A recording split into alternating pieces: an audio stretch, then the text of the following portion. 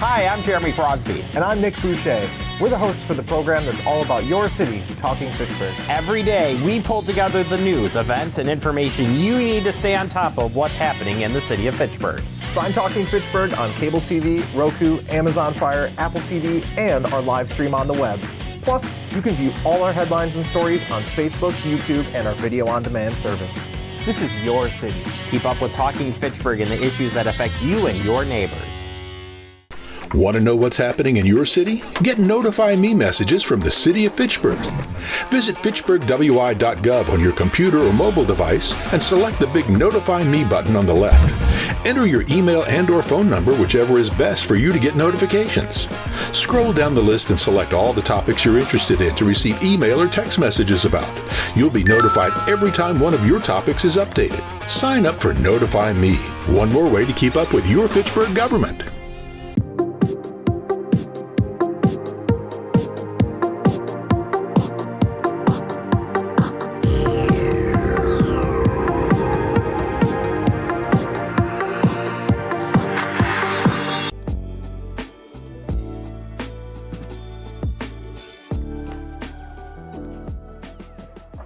Good evening, everyone, to the Fitchburg Common Council meeting for the November 12, 2024 meeting. The first thing is to call to the order to the meeting to 7:31. Please stand up for the Pledge of Allegiance.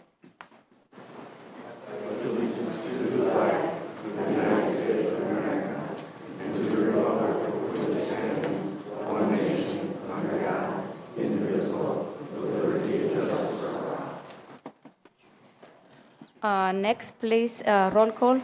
Thank you, Mayor. Alder Allen. Present. Mayor Radafrada. Here. Alder Dancer Jr. Present. Alder Gerhardt. Here. Alder Herbst. Here. Alder Jetzer. Here. Alder Maldonado. Here. Alder Vafadari is absent with excuse. Alder Wheeler. Here. You have a quorum, Mayor. Thank you. So next we move to item 4, is public appearance for non-agenda items. I want to open the public hearing for resolution R-179-24 is a public hearing on council proposed amendment to the 2025 operating budget. Do we have anyone on the audience that wish to speak on this matter? No? About the budget? No? Okay, I will close the public hearing. Next, we move to consent agenda. Move to approve. Second. Any comments? Questions? No? Okay, all those in favor of the consent agenda say aye. Aye. Aye. Any opposed? The motion carries.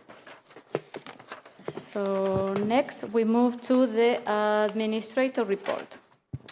Good evening. Thank you, Mayor. I'll start with a few events for council information. Tomorrow evening at 4 p.m., the Fitchburg Chamber Better Together event, bringing together the chambers of commerce from Fitchburg, Verona, I believe the Black and Latino chambers as well, will all be coming together for their annual event. That will be taking place at Barnwood Events, just outside of Fitchburg off of East Clayton and Larson Road. Also, as a reminder, I brought this up at the last Common Council meeting, but again, save the date, Fitchburg Business Luncheon, December 12th, 11:30 a.m. to 1:15 p.m. It'll be hosted at Promega. And the speaker will be UW Chancellor Jennifer Mnuchin. Look to see invites going out this week from our Chamber of Commerce and Economic Development. The sidewalk replacement project is taking place this month. You awarded that contract at last Common Council meeting, and it has the work has commenced.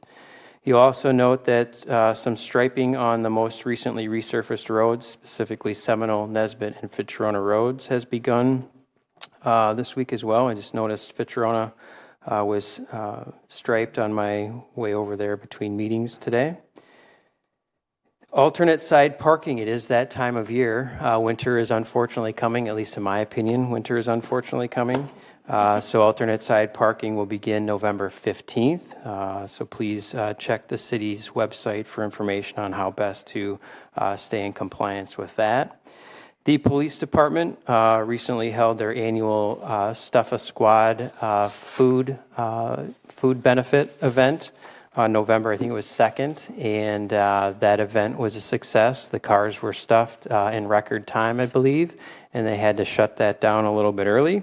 They're also doing their annual food drive through December 6th to benefit the Allied Drive Food Pantry.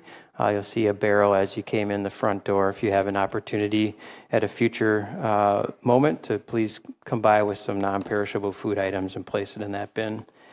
And then finally, a couple of thank yous. I'd like to thank Jill McCone, our Senior Center Director, and her team, as well as any other participants that we had at the Veterans Day program yesterday at the Community Center. As always, that was an outstanding event. Thank you, Mayor, for welcoming everyone to that event as well. And I'd also like to thank our City Clerk, Tracy Oldenburg, her team, as well as all city staff and poll and election workers for all of their efforts last week during the election. We had a very smooth process, so kudos to all those who are involved. Thank you, Tracy, in particular. Any questions? Any question? Are you going to talk? Oh, Dave, yes. Yes, Chad, if you could, I don't know how you get the word out as I'm around the city. Many people have leaves their bags out and I see them tied. And everyone I stop, I try to tell them, don't tie your bags. I don't know if we can send any type of information out because they won't pick them up, if they're tied. So Yeah, I'll see what we can do. Doing the best I can do. Thank you for your help. I'll talk to our team and see if we can put something out as a reminder. Thanks.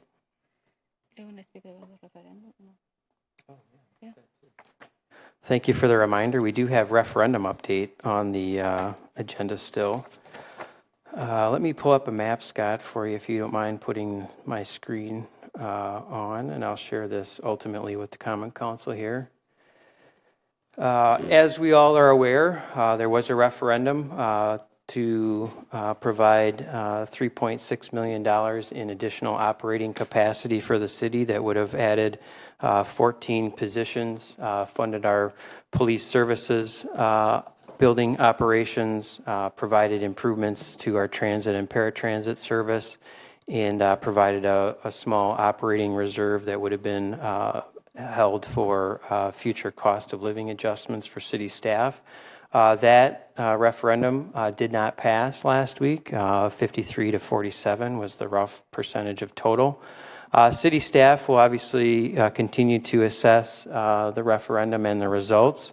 One of the things that we've started to take a look at, and I have here on the screen, is a map here that shows our voting wards, as well as an overlay with the school districts and the aldermanic districts. It does get a little bit busy here, but we have begun to take a look at the results by ward as reported to Dane County. I'll try to zoom in on this a little bit.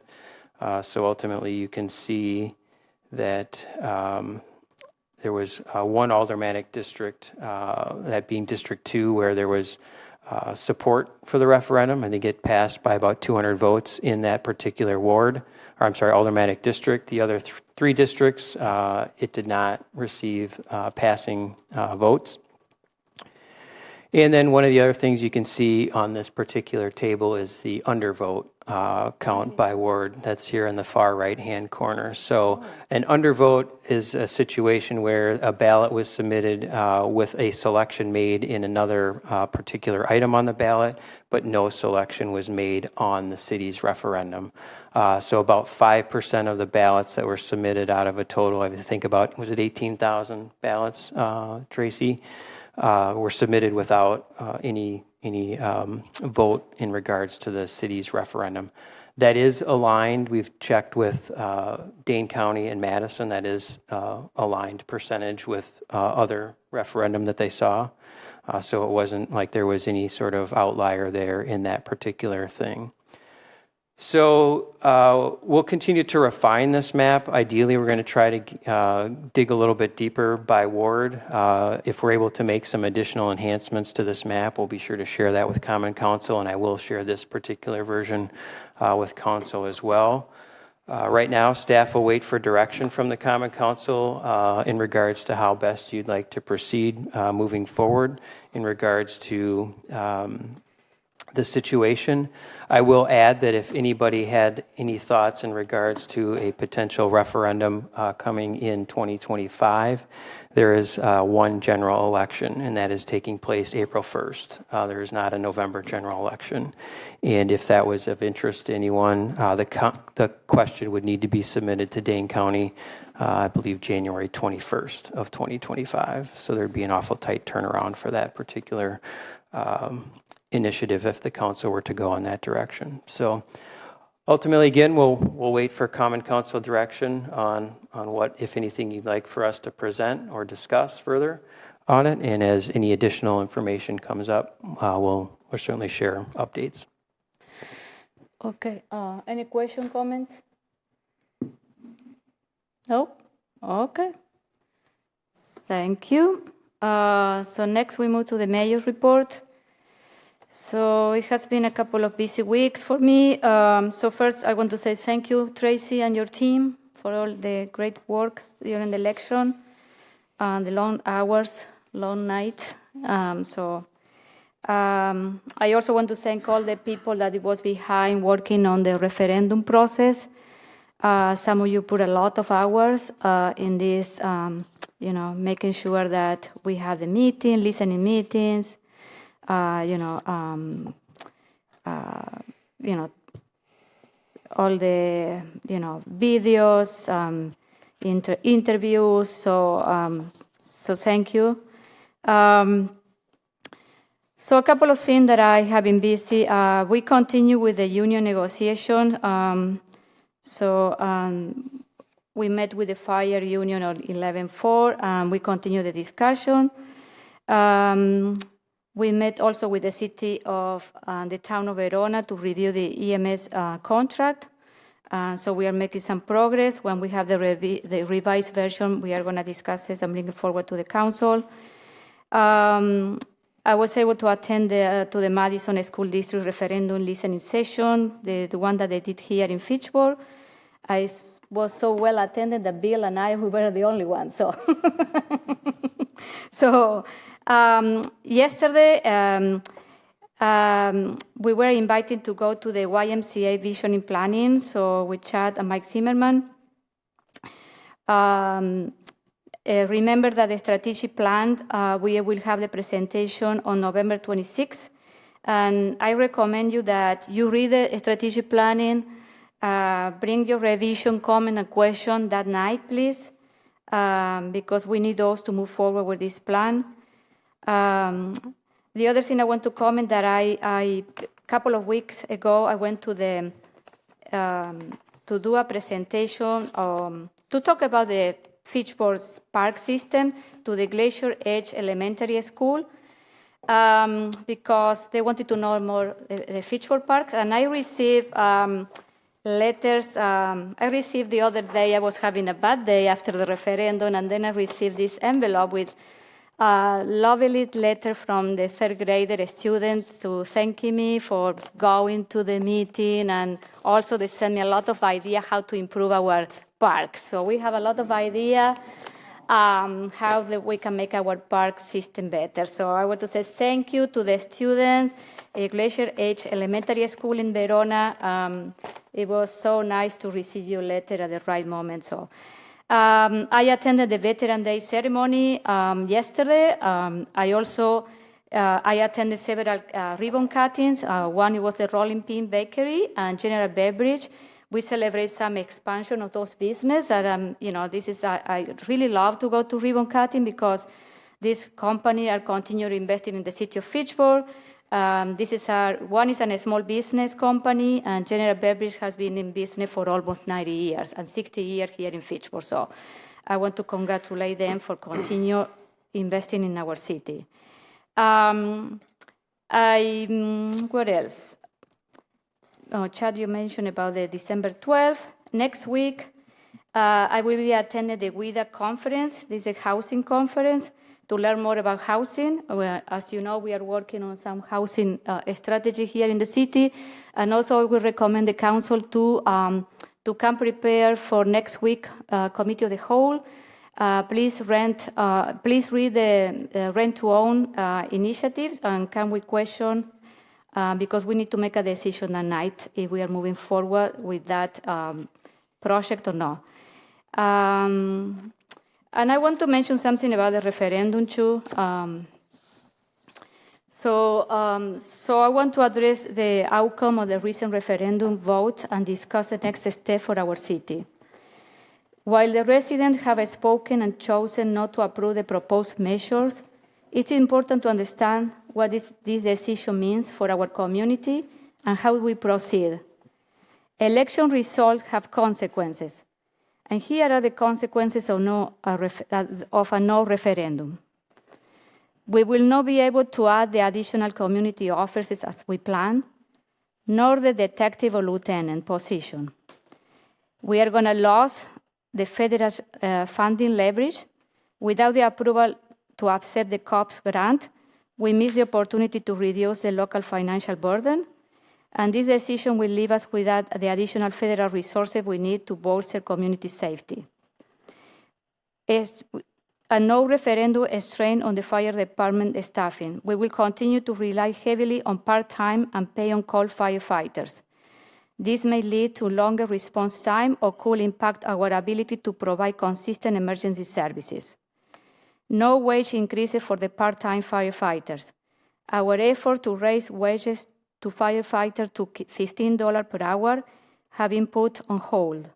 This decision may affect our ability to recruit and retain these essential team members.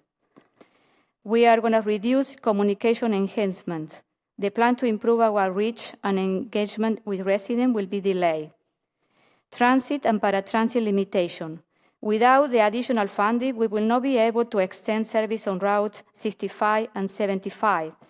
This means limited access to essential city locations for residents, particularly for seniors to come to our senior center and workers who depend on reliable transportation options. We are going to continue slowing the infrastructure development. We will continue to rely on our engineers for financial tasks. We may slow progress on critical road or infrastructure projects. And no secure funding for the police facility maintenance. Without referendum approval, we face uncertainty in covering operational costs to maintain this facility.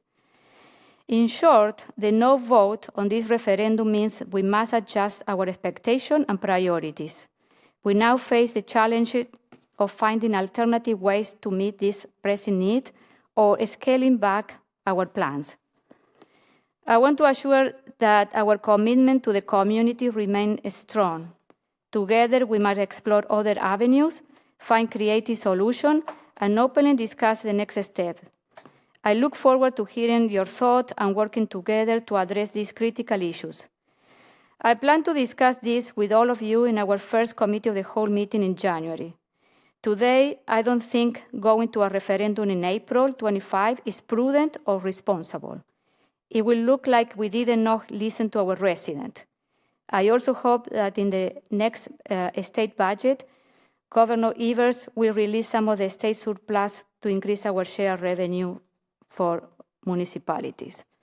So I want to make that comment. Any question for me? Okay, so next we move to item number 8, update from Madison Metro Transit. So we have today General Manager Justin Stubenberg. So he's going to talk about some issue that we have with some routes here in Fitchburg and what next.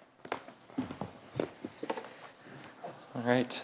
Good evening, and thanks for the invitation to come speak with all of you. Appreciate the opportunity. So it's been a pretty eventful few months at Metro. I want to give you kind of an update on the various projects that have been happening, as well as kind of some of the service disruptions that were happening as well there for a couple weeks.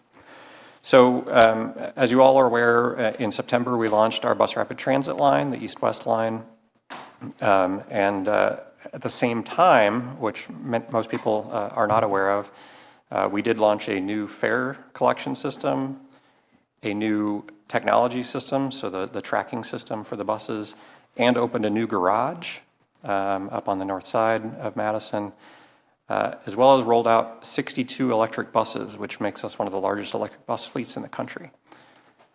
Any one of those things in 1 year would be a big deal. To do them all in 1 year was a very, very big undertaking, and it certainly was not perfect. But I am very proud of the team and how we pulled together to get that done. But speaking of not perfect, there were some service impacts that kind of shook out of all of that, and so. One of those is with those new electric buses. So we have 62 of those new electric buses in service or in our possession. We expected that with any new fleet there would be some downtime as we kind of shook them down and found some new things. These are not coming off of a assembly line at General Motors. These are hand-built machines that are very complex, and so we do typically see some issues come up early in their use. We planned for some of that. We got more than we planned for. And so unfortunately that meant that about 8 or 9 of those buses that we had planned to use in regular service, so not for BRT but in other routes, were not available to those routes. And so what that resulted in is that we needed more of our regular buses in service than we had planned for, and we were not able to provide those for several weeks. And so when we were roughly 8 or 9 buses short each day out of our pullout of roughly 150. And so when that happens, and that happens regularly as buses have a crash, if there's a driver gets sick, if a passenger has an issue on the bus, things like that will happen where we are down a run. We call a run, so basically one trip of the bus. However, it's not, we normally don't see that sustained problem like we did over a span of about 3 to 4 weeks there towards the end of September and early October. We typically, in those cases, try to target specific runs that would have the least impact to ensure that people can wait for the next bus without incident. And one of those impacted runs was one of the 65 runs in Fitchburg. Fitchburg was certainly not the only one impacted. There were runs in Verona and Middleton, Sun Prairie, and several in Madison that were impacted as well. But that impact was real, and I want to acknowledge that is a true impact to those who rely on the service, and it's definitely something that we took very seriously and worked very hard to correct. The issues with those buses have largely passed at this point. We still have the vendor is on site with a team of over a dozen people trying to correct those issues. And we have not canceled those runs on the 65 in roughly 3 weeks. And so I do feel confident going forward that that will not be a sustained issue. I can't promise that it will never happen again. That's just the fact of transit service, that will happen occasionally. Again, if there's a crash, if there's other incidents, we can't control every variable, but I do promise you that we take it very seriously, and we're doing everything that we can to make sure that it doesn't happen. So the Route B is still having some relatively minor impacts. So we are basically right on the bubble of the larger electric buses that run on Route B in terms of having enough. And there are a few runs a day, typically in the mid-morning, where we will sometimes not be able to make those runs. That is less impactful simply because the bus is running every 15 minutes. And so missing one run means an extra 15-minute wait, which is far less significant than a 30 or 60-minute wait, which would have been on the 65. Still not okay, and still something that we are working very hard to rectify. But again, we are in a very good position, I think, going forward on that. And I am confident that by the first week of December or so, that issue will be completely behind us as well.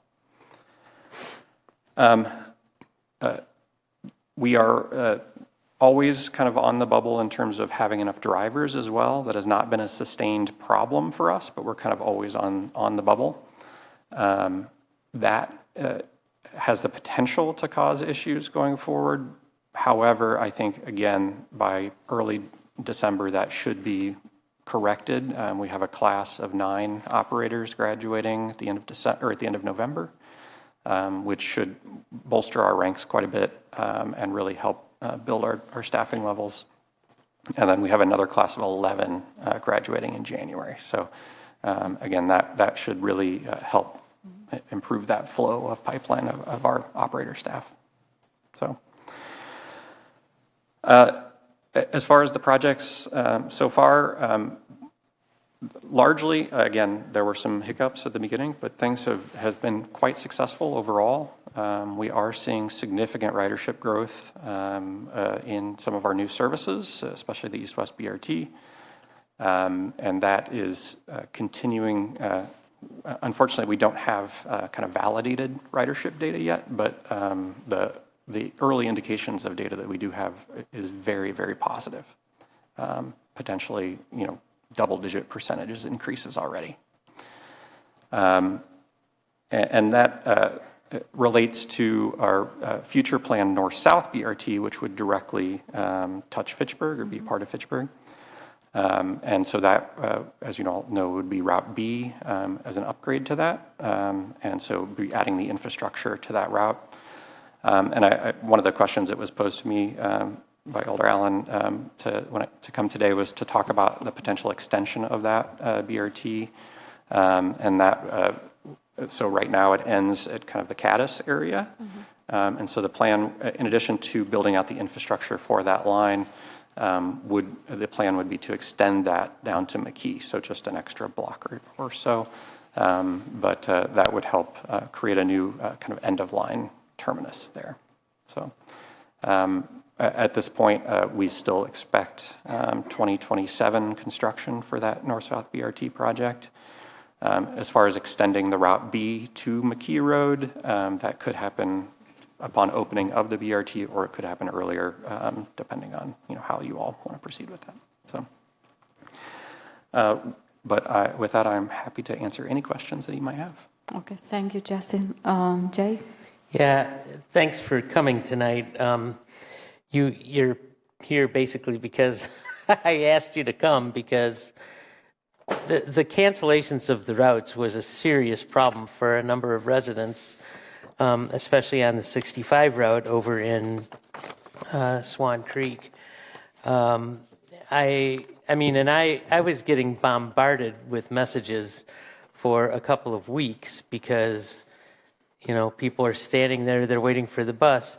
And I guess the big issue is people don't want to have to look up every day whether there's a bus route that's canceled. And I, to be honest, and I've been serving in government for a long time, and I didn't even know canceled routes was an option. I didn't even know that was on the table as something that you guys might do, let alone for the reasons that were thrown out. So I think it would be extremely helpful if when a route is canceled, we could be notified so we can get information out to our residents, through the other means that we have. There's a number of people who subscribe to the Fitchburg email lists, including one about transit. And if that information could be provided to them in a more direct way than expecting them to, look on the app and see if a route's been canceled, that would really be helpful. So is that something we can do in the future? Yeah, so yes. We do have an automated text alert system as well. So certainly encourage anyone to sign up for that wants to get those alerts. But yeah, we certainly, if you can connect us who that information should go to on the Fitchburg team, we'd be happy to make sure that every time one of those alerts goes out, it also goes to the correct person. That's probably Ross, isn't it? Ross would be the point person on that. If I may, Alder Allen, I Yeah. think there could be some logistical issues associated with the approach that would need to be worked out, specifically outside of business hours of Ross or others. Obviously, Madison Metro runs weekends, holidays, evenings, and I'm not sure city staff would be available to convey those messages at all times. So I don't want to create a expectation for the community that we would be the best and sole source of information. I see. All right, let's get Gabrielle, Okay. and then I have more things.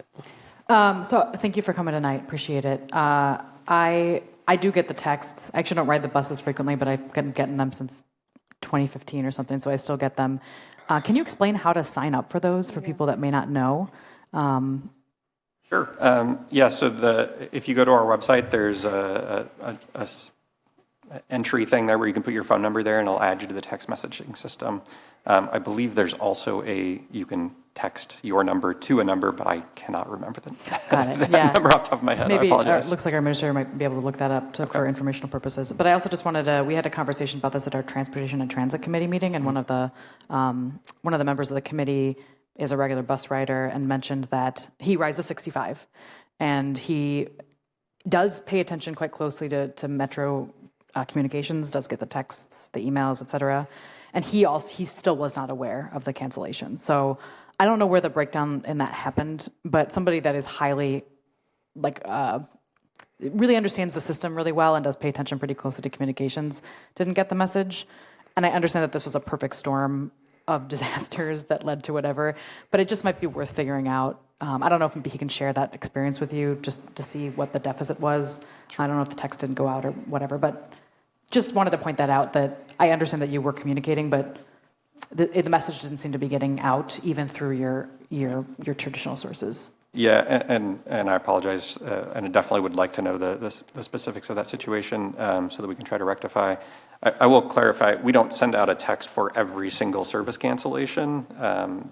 Again, every day we have 3 or 4 just because of crashes or roadways blocked or things like that. And so that would just be bombarding everyone with texts across the entire region. But if there are sustained issues, we try to make sure that we're letting people know, like, hey, we're expecting some issues. Please check the trip planners so that you can see if those are impacted. And if that didn't happen in a timely manner, I apologize for that. Thanks. Okay, the last question. You have a question? Well, Bill's got the question. You have a question? Okay.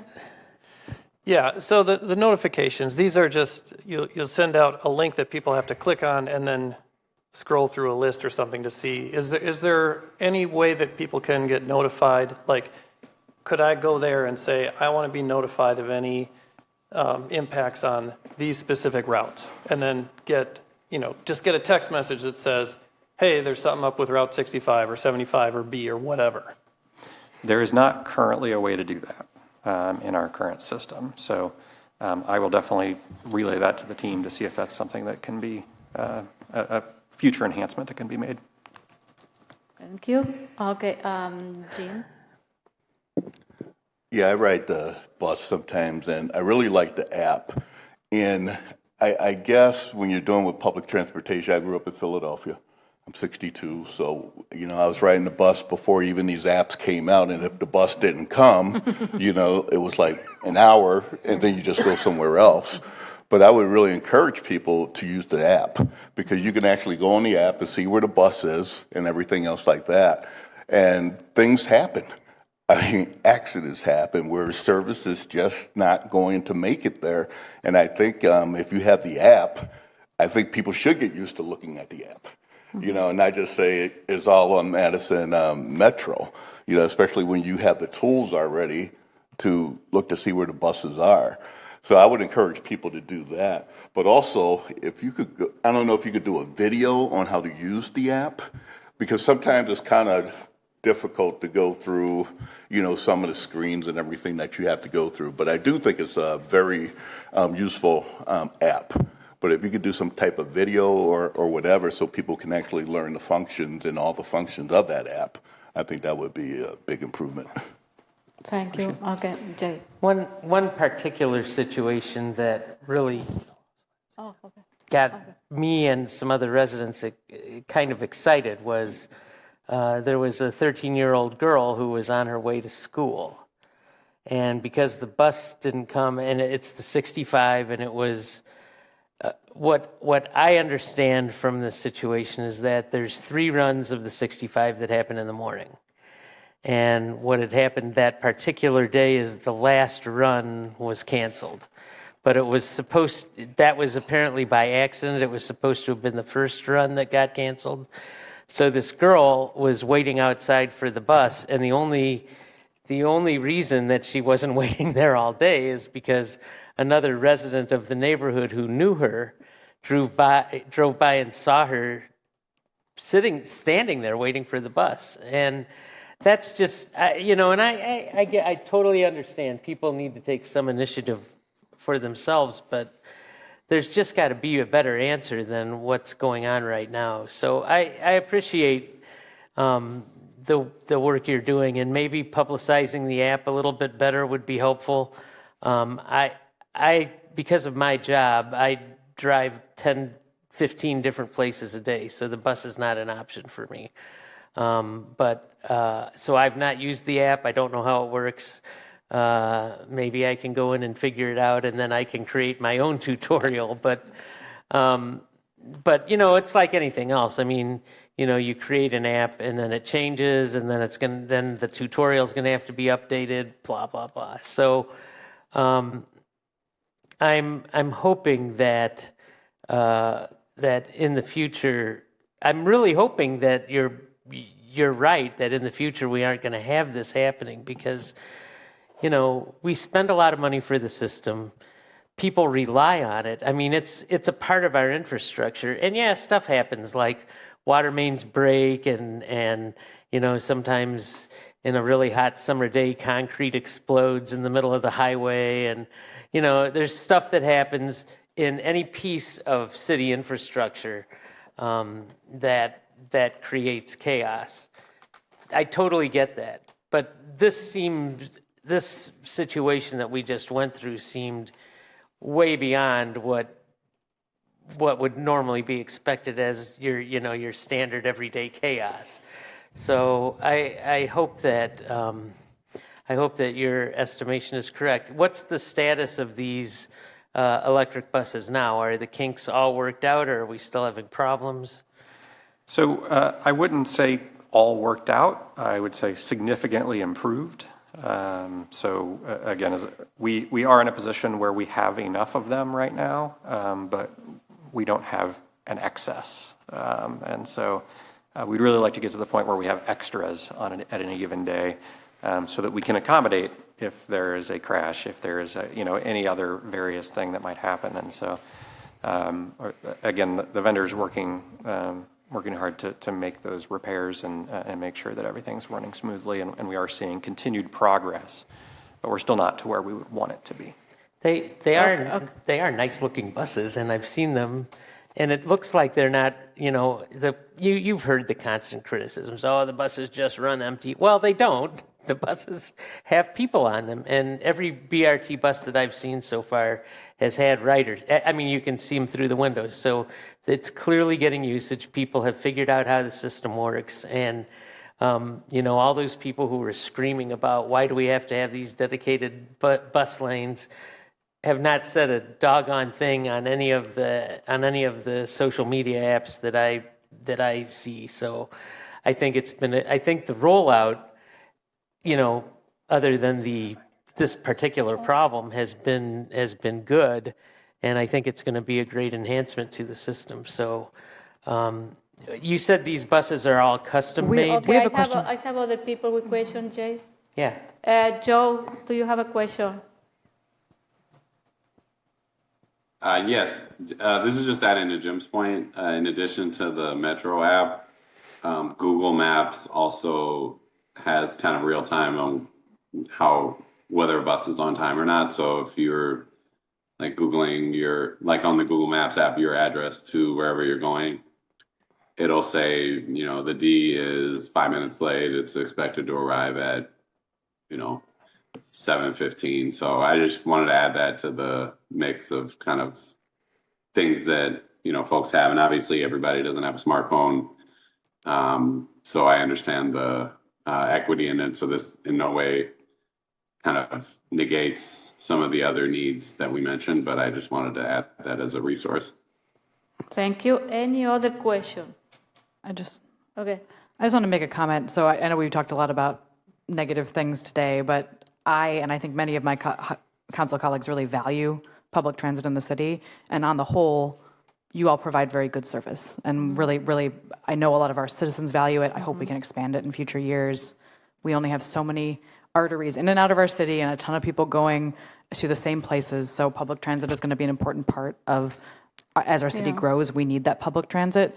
But anyway, I just wanted to end on a positive note and say, we really value you and we thank you for your partnership. And, we'll work out the kinks as we go, but we really appreciate it and we hope we can continue working with you and expand it into the future. Appreciate that. Yeah, thank you. And also, we are looking forward working with the BRT extension, the new route. So we're very happy with that too. So, okay. So thank you, Justin. Okay. Thank you. Point of order, Mayor. Can we move item 11A1 to right now on the agenda? Second. Okay. All those in favor of moving resolution R-193-24 to where? Before we start with the commission and committee reports, Yes, say aye. before 9. Aye. Aye. Any opposed? The motion carried. Okay. So this is a direct referral for park. Okay, Dave, can you introduce the resolution?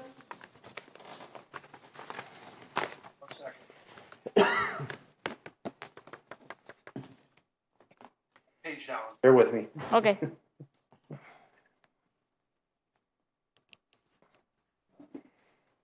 Do we have any from park? Bear with me. I'm still Who's gonna finishing. speak from park? This is 11. I can start with the motion if that would be helpful. Okay. Go to there. I'll move approval of No, resolution. I move. Go ahead. Go ahead, Gabrielle. I'll move approval of resolution R-193-24, authorizing staff to draft agreements for public improvements for property located on Yarmouth Greenway Drive. Second. Did the park commission approve? Parks approved. Okay, thank you. Okay, what is this, Dave? So I think you're all aware of the area on Yarmouth Greenway that's adjacent to the bike trail, and I'd like to turn it over. I really can't do justice to the plan and the vision, so I believe we have someone there in council. I can't see here, but I believe we have someone in council that would like to speak about the plan to honor her husband who passed away. Yeah, so I don't know, we're going to do a staff report first, so Scott Endel, and then I'm going to... Well, okay. Point of order. Before we do that, we've got 3 versions of this resolution.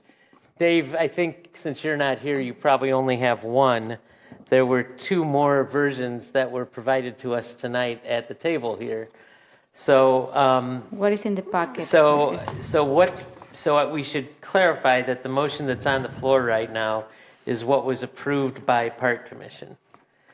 And then we're going to have to amend that to take one of these other 2 if we want to do that. Yes. Go ahead. Yeah. So the 2 pieces of paper that you have, the one that has got no redlining is a draft resolution that was prepared by Bike Fitchburg back in 2023. And the redline version, I would like to make an amendment to this resolution as per the redline version, which basically says 2 things. One, that the council will approve the Kyle Steigert Greenway as the name for this facility, and that the Common Council will approve the conceptual plan. Now, both the conceptual plan and the naming have been available for public comment for in excess of a year. So I think it's appropriate that we... Okay, before we move that, I have a lot of people that they wanted to speak of. They're registered in support of this, so I'm going to do that. So I'm going to call to the microphone Steve Arnold and Don Steger. You have 3 minutes. Your Honor, was there anyone else in that stack that would like to speak first? Because we would like to go last. I don't know. Can you repeat again? I ask, is there anyone else that would like to speak on this? Because Dawn and I would like to go last. Oh, okay, yes, I have Nancy Hansis, and then Narek Sakayan, I don't know. Nancy, and who is Narek? Oh, can you come to the microphone? Okay, yeah, you can start, Nancy. You have 3 minutes, okay? I'll take far less. Okay. I just wanted to say I'm fortunate to have been a neighbor of Kyle Stiegert. And, okay, I'm going to get choked up here. Amazing man, talented, distinguished professor at the university, regular bike rider to and from work, and just a very valuable community member. And we would be honored as neighbors and, let's say, community partners to help to maintain it, to do anything to expedite this wonderful idea. And thank you for your time. Thank you. Narek? Yes. Good evening, everyone. My name is Narek Saakyan. I'm a researcher at the University of Wisconsin. Dr. Kyle Stiegert was my advisor, my mentor, my good friend. He brought me to Madison for graduate school many, many years ago. Had an enormous positive impact in my life. He was very passionate about biking. Always told me about his rides, about his routes, his accomplishments. He really got me into biking and introduced me to the Madison bike routes. At the early stages of his illness, which was long related, he used biking as a way to measure his progress and his strength and stamina, monitor changes and all of that. After a long break in biking, I'm looking forward to getting back to it again, and I'm hoping to visit Kyle's Greenway to take several long and hard breaths and appreciate their preciousness. Apart from the obvious environmental and health-related and community-related benefits, I think this Greenway would be a perfect way to honor Kyle's memory and legacy. Thank you. No, thank you. Steve, I want to read all the people in support before you and Dawn. Okay, come to the microphone. So we have a couple of people that they are here in support of this project. Karen German, she's support. Lori Solmasi in support. Susana Lastaria in support. Jennifer Lisota in support. Kurt Brown in support. Chad Spiegert in support. Nancy Arnold in support. Ellen McCurdy in support. Anna Camilio in support. Lori Sink in support. Nicole Smith in support. Jill Lundenberg in support. Patty Lucas in support. Anna Kokarian in support. Okay, so thank you everyone who came to support this. So now, Steve and Dawn, please.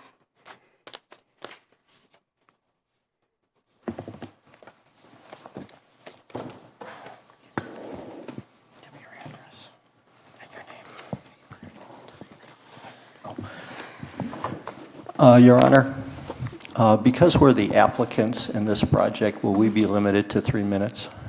How many minutes do you need? Oh, not a lot, but 4.5. Okay, I'm gonna allow. Yeah, okay. Yeah. Okay. No, because it's true. They are the applicants. So yeah. Okay. Good evening, Common Council. My name is Dawn Stiegert, and I'm at 3068 Yarmouth Greenway Drive, and I'm here on behalf of the Friends of Kyle Stiegert Greenway. I would like to thank you, Mayor, and the Common Council for having us on the agenda this evening. Thanks to those who engaged in conversation with me in the past several days, listened to my voice messages, read through the packet of materials. Thank you so very much. I know life is busy, and I can't tell you how much I appreciate your time. I also want to thank Mayor Julia, Scott Endel, Chad Becklin, Adam Sayer, and the Parks Commission for meeting with Steve and me on several occasions regarding this concept, not to mention all the emails and phone calls and whatnot. So again, thank you. I especially want to thank publicly my good friend here and Kyle's good friend, Steve Arnold, for all of his thinking, all of his work, and many efforts on this project, and in assisting me in navigating the city channels. We've waited a moment to arrive here before all of you, and I'm not sure I could have gotten here without him, so I'm very grateful. Thank you. My husband, Kyle, excuse me, died 2.5 years ago on April 11th of 22. He was diagnosed with pulmonary fibrosis, a lung disease of which the only cure is a lung transplant. Kyle did receive a double lung transplant in May of 20 at the UW-Madison Hospital. Unfortunately, the outcome was not what we hoped for, and he died just under 2 years after the transplant. And on a side note, I'm very sorry that the Fitchburg amendment did not pass. I know I voted for it, and I had to call 911 3 times and begin CPR, and I was very grateful for the response time. And as Fitchburg continues to grow, anything I can do as you go forward to expedite a referendum for the city, I'd be very willing to lend my time and effort. Thank you. Kyle did much to contribute to this world and leave his handprint upon it. He loved and cared for me, our 2 sons, Evan and Micah, and many family and friends, and many of those friends are here this evening as you just read their names. Kyle was a professor at the UW-Madison in agriculture and applied economics for 20 years. He contributed greatly through his work with students and research and through his consulting business that specialized in antitrust cases, where he was often called as an expert witness, including supporting the Wisconsin cranberry farmers and aiding them in receiving their due justice. He also served on the Fitchburg Agricultural and Rural Affairs Committee for several years. He was the love of my life and my best friend.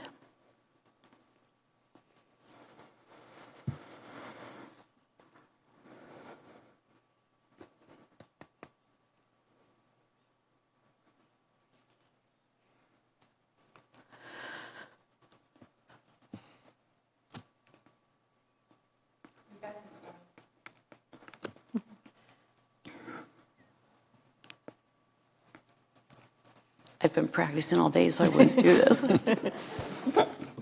But it's here anyway. Kyle and I remained hopeful to the end that he would recover enough to live a longer, substantial life. But when those hopes waned and his condition worsened, we had some difficult and necessary conversations. One of those conversations centered on a memorial fund. Kyle was an avid biker, and he loved Fitchburg, he loved Madison, and he loved the Cap City Trail. He frequently biked the trail to and from work so he could clear his head, and clearing his head from home to work and clearing his head from work to home. Mm-hmm. He really, really valued that time.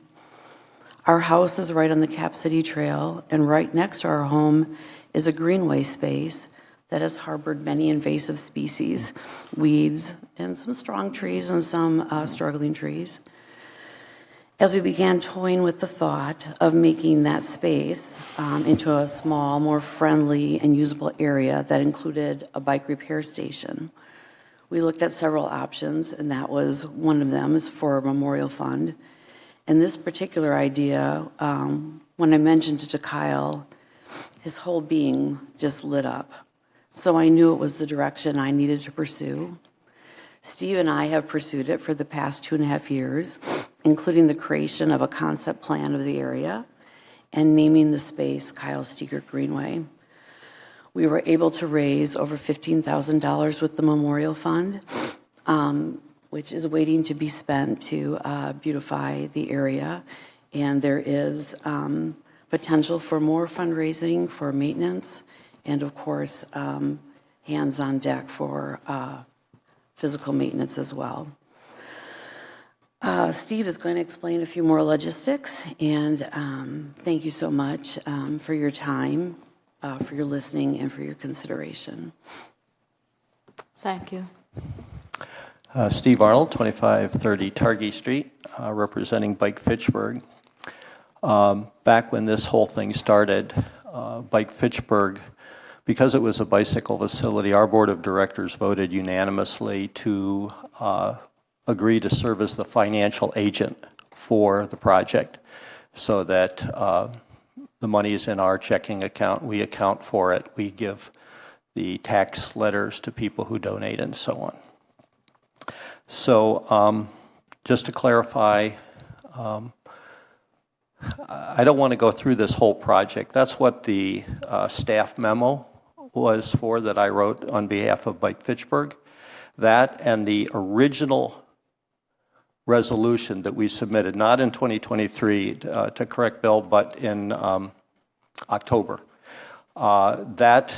We submitted an earlier draft in 2023, but the one that we submitted on October 4th and the staff memo together have the whole chronology of everything we've done, the consultants that we've had in, the work that we've done, the city meetings, the proposal of the name to the Park Commission last August, and so on. So I don't want to rehash all that here. Just to clarify, the two things that are on your desk, three things that are on your desk today. One of them is, if you're not familiar with Bike Fitchburg, I gave you our brochure. But the two resolutions, one of them was the October 4th resolution that has that chronology of this project that you don't have yet. We're not proposing that you do anything with that.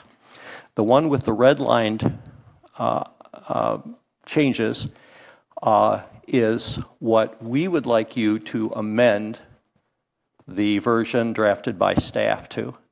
It basically takes away the first whereas clause, be it resolved clause, that says that the council is interested in this and that the city should pursue it.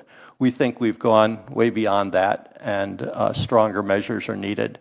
And we are asking you to approve in the first be it resolved clause the name that was proposed. Now, we proposed Kyle Stiegert Park, but the planning staff suggested that it be called Kyle Stiegert Greenway because the plat note for that outlot specifically mentions greenways as a use. So Kyle Stiegert Greenway. So that was proposed last August, and letters were sent to neighbors along with the concept plan that was designed by a University of Wisconsin Landscape Architecture Department senior as a capstone project with funding from the department. So they supported the project in that way. So that's the concept plan. They've been out since August of 23. And so we are asking you to approve those concept plans. We understand that the third thing we proposed, which was that you approve the memorandum of understanding, which I drafted according to a model provided to us by the city. The city staff is not ready. They think that maybe a different form of agreement or multiple agreements are required. So we're proposing you keep what staff proposed, which is that staff will enter into negotiations with Bike Fitchburg and the Friends. The second thing is that this was a new thing to the city, and that's why it's taking so long, because we're breaking new ground to have a memorial park, a proposed park that's not in the park plan, and other things like that. So we understand the need for policies and procedures, and we are happy to participate in that process. So if you were to make those changes to this resolution, we would get what we like. which is the approval of the name and the conceptual plan. That will help us raise funds. It will help us deal with our contractors, and it will help us with trying to get some urgent vegetation management done before the snow flies this fall, so we're not set back a whole year or have to do a lot of manual labor. We would like to push the slash from the forestry mowing last year into burn piles so that we can burn it after it snows. So I can also answer why this was a direct referral, what Mike Fitchburg's role is, and so on. But I think that those are the main points I would like to make. Can you think of anything else? Okay. Have you any questions? Oh, one more point.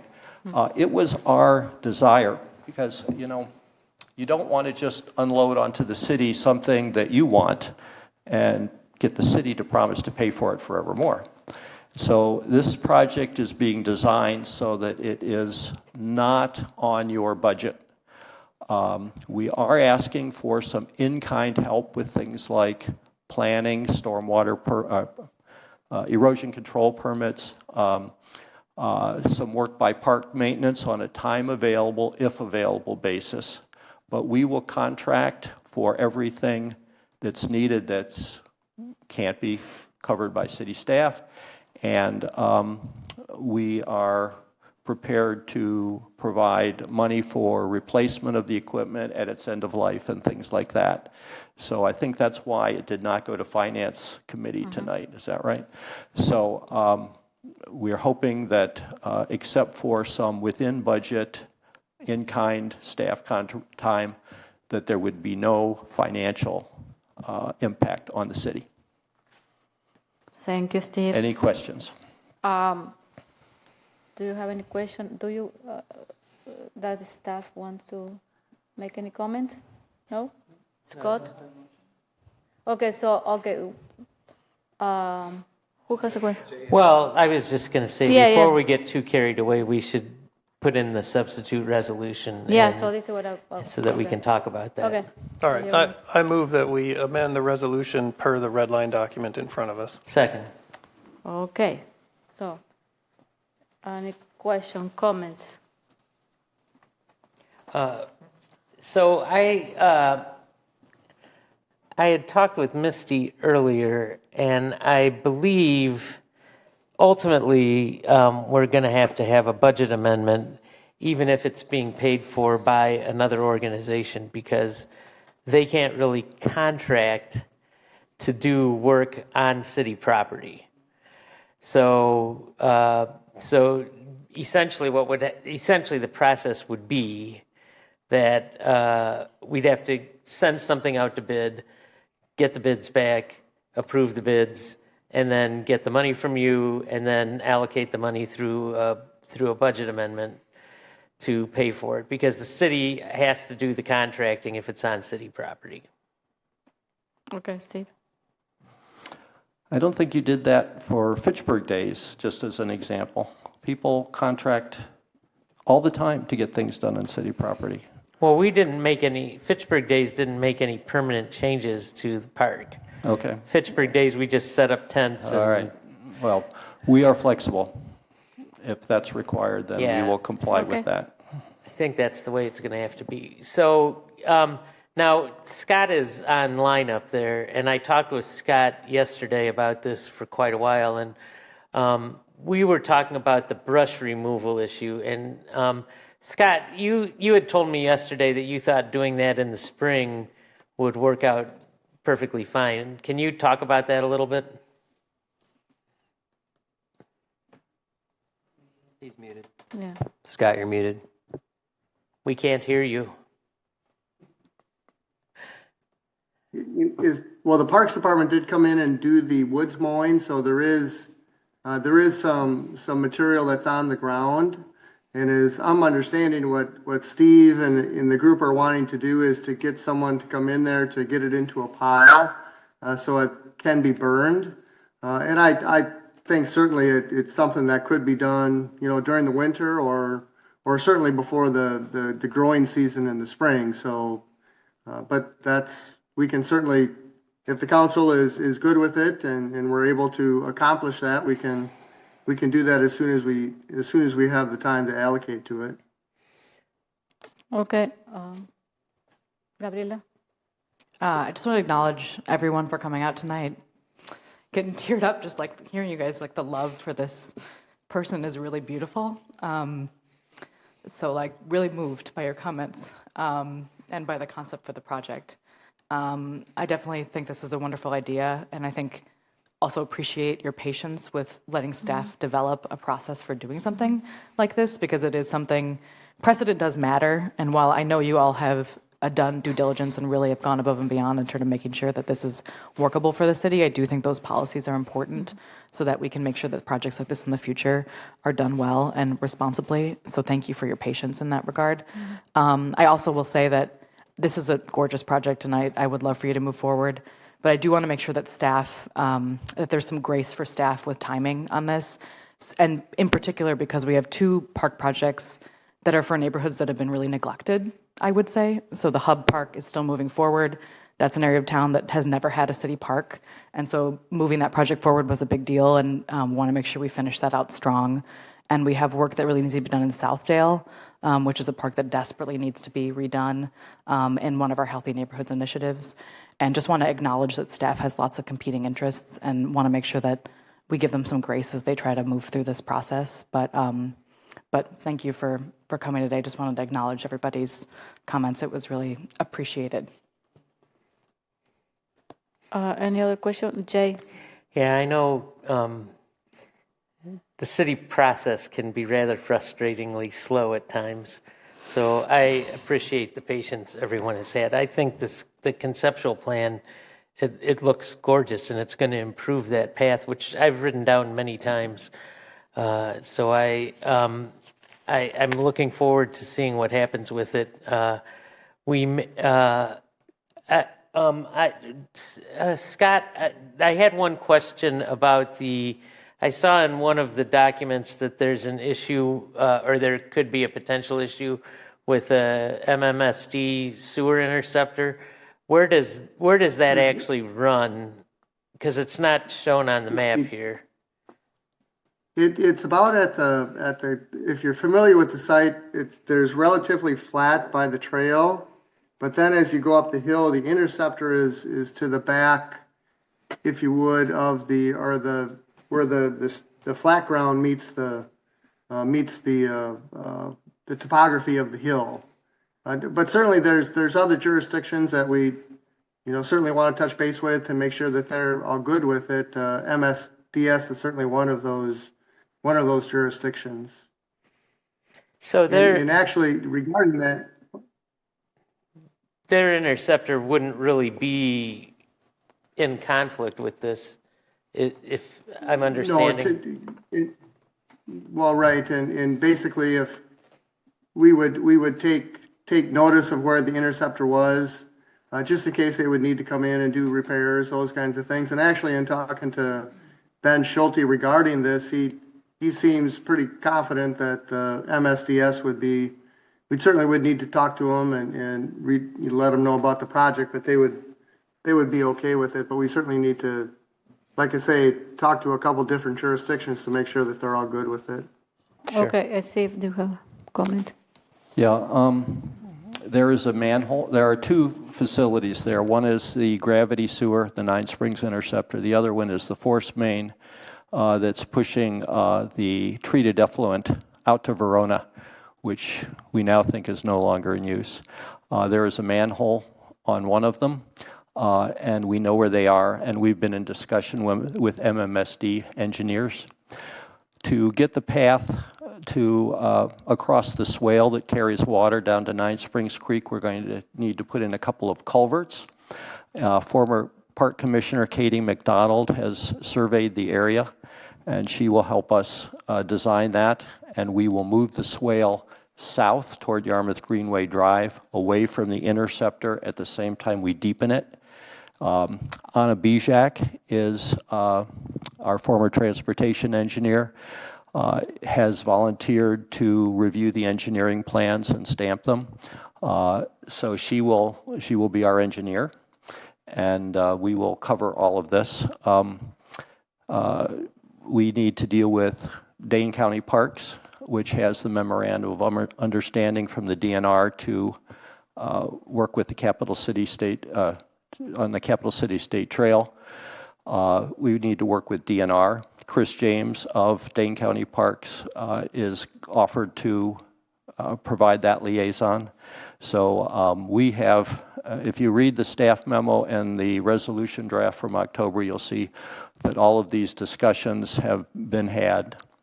I want to go back to the seasonal vegetation management quickly. The alternatives we see, we need to get all that wood slash out of there so we can plant the prairie seeds. And so the option that we want to take is to push it into piles and burn it this winter when there's snow. If we cannot burn it this winter, then we have to haul it all out, which would be much more costly and difficult. So that's why we feel that it's urgent and why we've been trying to get this moved along. Okay. Any other comments, questions? No? Okay. So what we have on the table is the amendment. So, is there a vote to accept the amendment? So are all in favor of accepting the amendments to the resolution? Are we Aye. voting? Aye. Aye. Aye. Aye? Aye. Okay. Okay, so any opposed? Okay, the resolution with the amendment carries. So now you vote on the amended resolution. Yeah, okay. So now what we have on the table is we need The main motion. a motion to approve the amended resolution. So Your moved. Honor, I would, well, that motion's already on the floor. I would request a roll call vote for this. Okay. So this is a roll call vote on approving the main motion as amended. Yes. Alder Allen, Aye. Alder Dancer Jr., Aye. Alder Gerhart, Aye. Alder Herps, Aye. Alder Jetzer, Aye. Alder Maldonado, Aye. Alder Vafadari is absent, Alder Wheeler, Aye. motion carried. Thank you. I would like the minutes to reflect that this was a unanimous vote. Okay. We thank the mayor and council and staff. We really appreciate it. Yeah, Thank I want to say thank you for coming. Thank you everyone for coming. And I think this is a beautiful project for the city. And be patient with us. We are going to move forward, but Thank you so much. Okay. Good night. Okay, bye.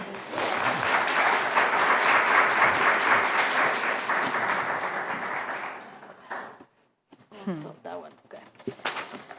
Okay, so where we are. Okay, second. 9A. Okay, so now we move to commission and committee reports. Plan commission, we don't have anything. Do you have anything to report? No, Gabriela, isn't it? No. We meet next week. Okay. We move to the Board of Public Works. So they. I'll move approval of resolution R 18824 authorizing rejection of the snowplow and truck equipment bid. Second. What is this? Did the Board of Public Works approve? Public Works approved. Did Finance Committee approve? Finance approved. Okay, what is this? I'll let Tim talk to it. I see he's on. What is Tim? Tim? Oh, there. Okay, go ahead. So Tim. this resolution's for the purchase of the chassis, or the chassis has been purchased through resolution R 13623. And this is for the purchase of the snow plow, the wing, and the associated equipment to go on that chassis. We advertised for bids in the Wisconsin State Journal on September 25th, 2024 and October 2nd, 2024. And bids were opened on October 9th, 2024. We received one bid from Madison Truck and Equipment with a base bid of $182,766. which was substantially greater than the remaining available funds within the capital plow equipment budget. So therefore, staff's recommendations to reject the bid and rebid at a later date after revising the current specifications. So we're looking for council to reject the bids received for the snowplow and truck equipment. Any discussion? Seeing none, we can take a vote on Resolution R-18824. All in favor say aye. Aye. Aye. All Aye. opposed? All opposed, nay. Motion carries. Next item, or any other updates on Park Commission? Oh, sorry, on Board of Public Works. They're both Dave. I don't have any. Bill, did you have anything? No, the only other thing I was going to mention was the sidewalk replacement is underway and should be done before the snow flies, I think. But Chad mentioned that earlier in his update as well. Thank you, Bill. All right, so we can move on to 9C, Park Commission report. Dave? I'll move approval of Resolution R-19024, amending 2024 general fund budget, additional hours for community center LTE attendance. Second. Did Park Commission approve? Parks Commission approved. And I can confirm that Finance approved.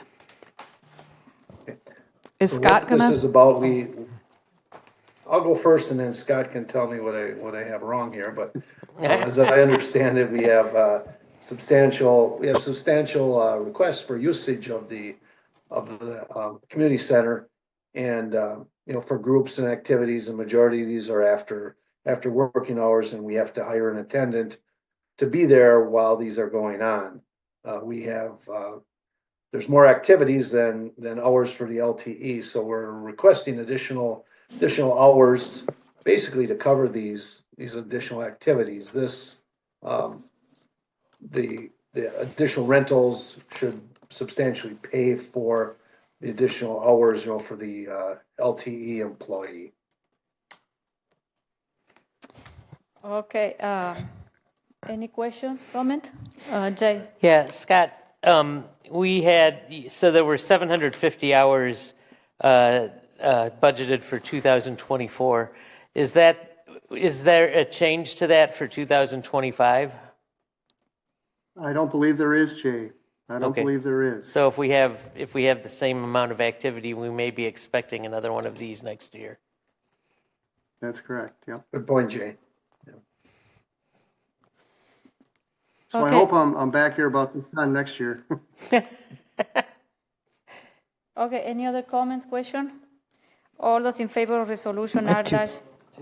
Oh, Chuck said of the vote. Okay, I need roll calls here, sorry. Thank you, Mayor. Alder Allen. Aye. Alder Dancer Jr. Aye. Alder Gerhardt. Aye. Alder Herbst. Aye. Alder Jetzer. Aye. Alder Maldonado. Aye. Alder Vafadar is absent. Alder Wheeler. Aye. Motion carried. Thank you. So next we move to Library Board. Nothing to report. Okay, thank you. Commission of Aging Well. Yes. Can you hear me? I'm good. Yes. I don't know if y'all can hear me or not. Okay. Well, I just wanted to a couple things for Aging Well. The Veterans Day event on was that yesterday? Yeah, Monday went very well. Glad to see that they sponsored that event, and good to see all the turnout that we had from our veterans from across a bunch of different modalities, from the Army, Navy, Air Force, all of those individuals there, and just good to see some of them get to put their uniform on again. So that was good. He is 96-year-old. Yeah, that was nice. Had his uniform and everything, so it was good to be there and see that. Also, that since the referendum didn't pass, Jill wanted me to mention that the Aging Well Committee, or the Friends of the Aging Well Committee, are going to continue to pursue the shared ride taxi as an option for supplemental transportation until we can find other avenues to kind of increase some of that transportation for the individuals at the senior center. And that is all currently. Our next meeting is Thursday morning. Thank you. Resource Conservation Commission. Yes, we met last night. There was a presentation by FGM Architects to go over the energy efficiency, sustainability, renewable energy components to the new PD facility. We discussed the updated stormwater ordinance, which the main goal there is to kind of make it more closely aligned with that of the counties, because developers have to comply with whatever is more stringent between the local municipality and the county. So the closer we can make those, the less confusion there will be. And we also took another look at the draft of the dark sky ordinance, and Ben said he was hoping to, Ben Schulte, an environmental engineer, said he was hoping to get that referred out to RCC in the final draft form in January and in front of the council for the second meeting in January, so we can get that passed early next year. Okay. Thank you. TTC. We will meet this Thursday. We'll discuss parking guidelines, Vision Zero timeline, access to MPO's high injury network data, and options for funding transit extensions. Okay, thank you. Sida. We, at our last meeting, we spent a lot of time talking about the rent-to-own thing, and apparently staff is a little frustrated that it hasn't moved anywhere, and CETA would like to see it move somewhere as well. So hopefully, we're talking about this at our next meeting, right? Mhm. Is that correct? Yeah, Next so week. hopefully at that meeting we can make a decision so people know what we want to do. CETA's next meeting will not be until January, Okay. because our next one is In December? our next one would be on Thanksgiving Day, which, Oh, okay. you know, And then you I'd don't be have down for being here, but I don't think anyone Okay. else would. And then I think we're not having one in December. I just Okay. saw an email from Joyce earlier today that said it's going to be January. Okay. So can prepare for that meeting. Okay, read the material for the rent to own, please. Okay. What is the other thing that you mentioned, Gabriela? To watch what? The video? Yeah, I'll mention it at the housing advisory as well, but we Yeah. did a deep dive at our last Yeah. housing advisory, and I did send that out to the council. Yes, okay. Ag and Rural Affairs, okay, Nicole is not here. Bicycle and Pedestrian Commission, we have a resolution, Joe. Yep, I'll read it. So I would like to propose resolution R 18424, which authorizes a contract with MSA Professional Services Incorporated for a Fitchburg bicycle and pedestrian plan update. Second. Did the bike committee approve? They did approve with the caveat to make sure there's at least 2 meetings between MSA and the Bicycle and Pedestrian Commission. Okay. Finance approved as is in the packet. Okay. Okay. Any comments or questions? Do we have any in the staff? Who is going to? Where is Phil? Oh, okay. Oh, Phil, do you want to add anything else about this? I didn't see. I don't have anything substantial to add. I'm largely just here in case there were any questions. We initially put out this RFP in the spring, hoping to get responses by sometime in April or May. We didn't get any feedback at that point and made some revisions based on internal discussions and speaking with some of the potential consultants that we had hoped would bid. So once we made those changes, put out the RFP again this summer and received what we felt was a strong bid here from MSA. The expectations, this would be about a 6-month process. So it's not a full new bicycle and pedestrian plan. The scope of this really is about just updating it to reflect that there have been some improvements made in the last 7 years since the last time this plan was updated, as well as a number of new additions to Fitchburg, both through Town of Madison annexation and some more organic development and new neighborhoods added to Fitchburg. So we just want to make sure that this is updated to reflect the current state of things in Fitchburg. Okay, thank you. Gabriel. A follow-up question about the Bike and Ped Committee's request. for 2 meetings with MSA in between the approval of the plan. Is that part of the RFP? Like, do we have the funding to actually accomplish that request? There is a little bit of extra based on MSA's budget proposal. We could probably add in a couple extra meetings. I actually have my first call with MSA tomorrow in anticipation of this contract being approved tonight, and the plan is to speak with them about how we want to manage working with the Bicycle and Pedestrian Commission versus creating a separate planning team. But my understanding is that they are amenable to adding a couple more meetings beyond what's reflected in the RFP. Great, thanks. So I have a question, Phil. How intensive is to develop this type of plan? Because we have one, so it's kind of like refresh that one, isn't it? It's not. We are not starting from scratch here, isn't it? Correct. Yeah, we're going to speak with MSA about which sections we want to copy over, maybe not necessarily verbatim, but largely constructed the same way they are, versus actually adding new content. We're not planning on as robust, for instance, as robust of a community survey process as was done 7 years ago. We're going to work a lot off of what was in that survey from 7 years back.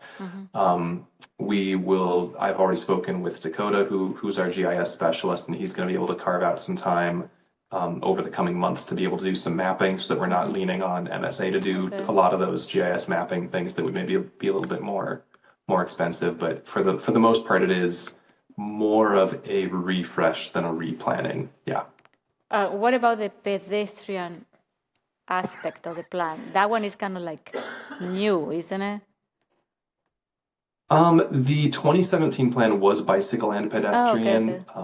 The bike committee was just updated to become the Bicycle and Pedestrian Commission. So there is implicitly, it's understood that there's going to be more of a focus on a balance between bicycle and pedestrian, and not as much of a, let's say, bike friendly and pedestrian as sort of accessory as was done in 2017. Okay. Thank you. Oh, Joe. Okay, Joe.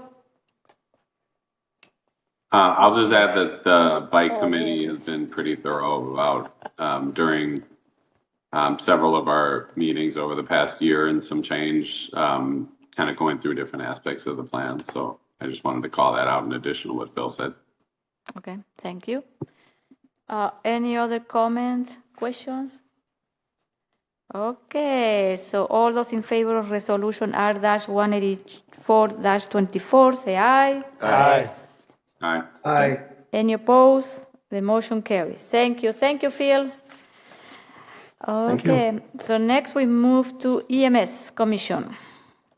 Next meeting is Thursday at 7 p.m. Okay, thank you. Healthy Neighborhoods Committee. I'm not sure when our next meeting is. Okay, good to know that you know that. Okay. Housing Advisory Committee. Just one more plug to watch the rent-to-own discussion. I sent an email on October 22nd to the council. I will forward it again. Joyce sent it out too, but everyone ought to watch that video because it provides a lot of information. Okay. Landmark Preservation Commission. We have not had a meeting. Okay. Well, are you planning to have one? I don't know if we need to preserve any landmarks. So. Okay. Tree Advisory Committee. Oh, Nicole is not here. Community Equity Committee. We met earlier today, and we have finally finalized a mission and vision statements, which we will be sharing with the mayor soon. So just happy to announce that, and then that the commission is moving forward. Thank you. Jim, do you have anything for the police facility? No, they're still working on it. So more. Do you want to do an update? There we go. You can talk about it. We can do an update. We have an. Oh, you want to do an update, Matt? No. We can do an update. Chad, can you do? Yeah.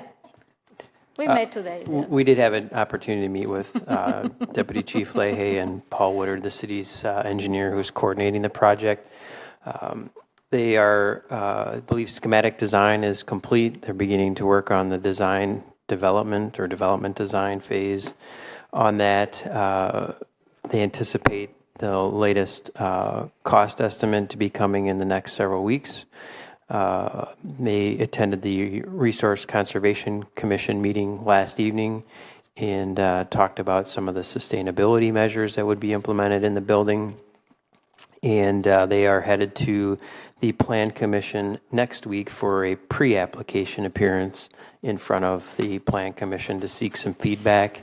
And then ultimately, early December, I believe it is, they're meeting with the Fitchburg Center folks to also go over the proposed design since they have input and authority over projects that go within the Fitchburg Center lands, such as this particular project. There are still opportunities for anyone to offer feedback on what has been presented so far, largely taking a look at the Plan Commission.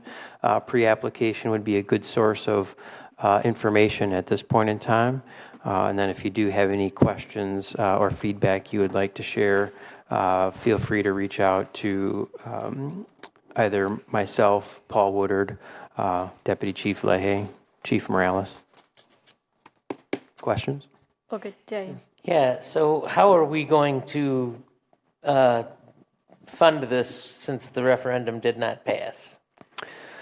So that will be a conversation, obviously, we'll need to have over the next couple of budgets. We anticipate that in an ideal world, the bidding will take place in summer of next year, construction beginning in fall of 25, with anticipated occupancy in the first quarter of 27.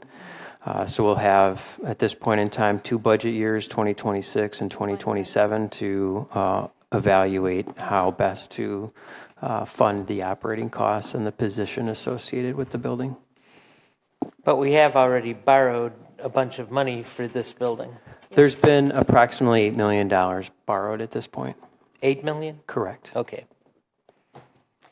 So this is why it's important, the meeting that we will have in January. Gabriela, can we add that in the agenda for the committee of the whole? I'll put it on the list. Yeah. So this is something that we need to start thinking about, what other source of revenue we can go after, to fund this facility. But we have 2 years. So. Great. This is our consequences of the election, though there no referendum. So, okay. Anything else? No? No? Okay. So then we move to standing committees and reports. We will start with the Finance Committee report. Thank you, Mayor. Hold on, I'm going to start with the report really quick, and then we'll move to the resolution. Misty gave a report letting us know, they shared the treasurer's report, the most recent one.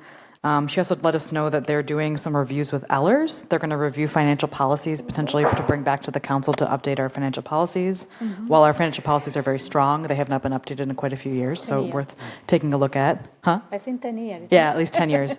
They also did a review with Ellers about whether we should refinance any of our debt, given the drop in interest rates. It was determined that that was not worthwhile to do at this time, but they do continue to take a look at that. There's some preparations for the audit happening currently, so that's in the works and keeping the finance department busy. They also are starting to receive tax roll numbers to date for the different municipalities. Not all of them are out, but many of the significant ones are out. So the Verona School District will go up 3.8%, and on the average home, it's going to go up $193. For the Oregon School District, it's going to go up 11%, which is... Can you repeat again? For the Verona School District, it's going up 3.8%. Okay. And for the impact on the average house would be $193. Okay. Oregon School District will go up 11%. Whoa. And the impact on the average household should be $153. $453. Whoa. Well, that's a big difference. We are sending the bills, isn't it? Yeah, $453 increase. Madison School District is going to go up 6.7%.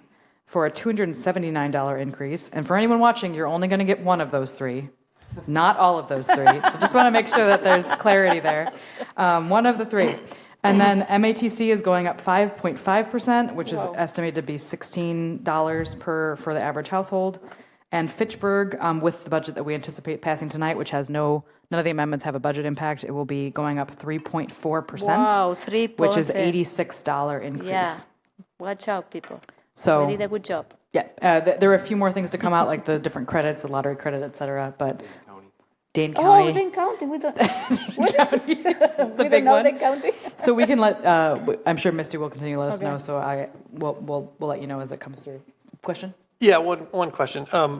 Madam Mayor, when we were at the presentation at the library, didn't they say that the impact for the Madison School District was not going to be this high? Like it was only going to be $40? No, but remember there are the two referendum. One Yes. 40 and the other one is from the $500 million. Okay, so the combined total. The was still- combined. yeah. It's possible that the average home in Madison is Yeah. less than the average home in Fitchburg as well. Yeah. So yes, yeah, that one is. It's a combined. But I am surprised it's too low. Okay. And then good news from the department. Robert, our accountant, earned his CPFO, his Certified Public Financial Officer designation, which is basically a CPA for public finance people. Only 15 people in the state of Wisconsin have this certification. So it is a big deal. Congratulations, Robert. Two of which are employed by the city of Fitchburg. Now, Misty and Robert both have that designation, so I think we should all be further solidified in our knowledge that we're in sound financial management in the city. That is the report, and then I will move on to the resolution. Mm-hmm. I will move approval of resolution R. 186. R18624, purchase software.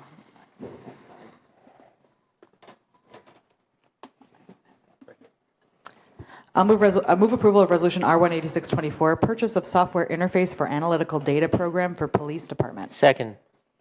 And finance did approve. Okay, what is this? Or do you want Matt? I can give you a quick overview and Matt Okay. can add anything on. Okay. This is a 6-month free trial of a software that the police department has signed up for. It's called Force Metrics, but in order to use that software, you have to actually have an interface between the current software that they use and this new one. So that is what this cost is covering. It's basically allowing the two softwares to talk to each other. Can't use it without that. The department, they anticipate that they'll give them better ways to analyze data. It'll actually allow better use for officers in the field on like a day-to-day basis, be able to pull up more information more easily, crime trends and other data, mine current police records and provide stats and statistics. We did ask the question about whether or not it would improve the ability for the police to pull data like we asked them to do at the last COW meeting, and that was a big yes, although how it'll actually function is going to be dependent on how it's used, so it's a little bit to be determined, but we do anticipate it would be easier to use. And the ideal scenario, if we're able to, implementing this county-wide would actually allow us to get that data from all those different county databases. That's not anytime in the near future, probably, but it's possible. If we were to buy this software, it's a higher amount of money the first year and then lower the next couple of years, but over a 3-year period, it would cost $157,000. So it is significant cost. There was a grant applied for to cover it that was not approved, but there is an earmark from Mark Pocan's office to potentially cover this software going forward. So that is still in play. Anything to add? You nailed it. Does anybody have any questions? Yeah, I have a question. Who will have access to this software? All department members. All okay. Yep. So everyone will have a login. Okay, Correct. okay. Yep. Okay. What about the training? Who is going to provide the training? So Force Metrics would provide the training Okay. for all department members, or for a select few, more of then like you a train the rest. trainer. Okay. Correct. Okay. Any other comment, question? No? Okay. All those in favor of resolution R186-24, say aye. Aye. Aye. Any opposed? The motion carries. Thank you, Matt. Next, we move to the Personnel Committee. Donald. Yes. Outside of the negotiations that you outlined in your earlier report, we do have a meeting tomorrow evening that we haven't had in a while. So I'll have more to share after we have that meeting. Okay, thank you. Public Safety and Human Services. Yeah, we met earlier tonight, and we have one operator's license that needs special attention. So on behalf of the Public Safety and Human Services Committee, I would move approval of the application for Skylar Davis. Second. So Mr. Davis did attend the meeting tonight. His application was put on a conditional hold by the police department because he had a DUI in February, but other than that, he hasn't had anything on his record so far. He's been working at the Thirsty Goat for about 10 years, so we felt that it was worthy to approve his application. Okay, thank you. All those in favor of providing the operator license to Skylar Davis, say aye. Aye. Any opposed? Aye. The motion carries. Thank you. Okay, so next we did that. So then we go to unfinished business. And we have a resolution. I can Yeah. take it if you want. I'll move approval of Resolution R-17824, resolution adopting special rules for the 2025 budget adoption. Second. Okay, so Misty's going to explain which are those. Yeah, we did discuss special. this at Committee of the Whole. This basically limits our discussion to 5 minutes for each amendment. I do not think this will be difficult for this one, but also just so you know, everyone is only allowed to speak twice. Yes, please. So keep that in mind. Once your second one is up, you're done. Yes, Jay. I got nothing to say, man. Really? Well, I mean, I could make stuff up, Dave, if that would make you happier. Okay. Go ahead, Misty.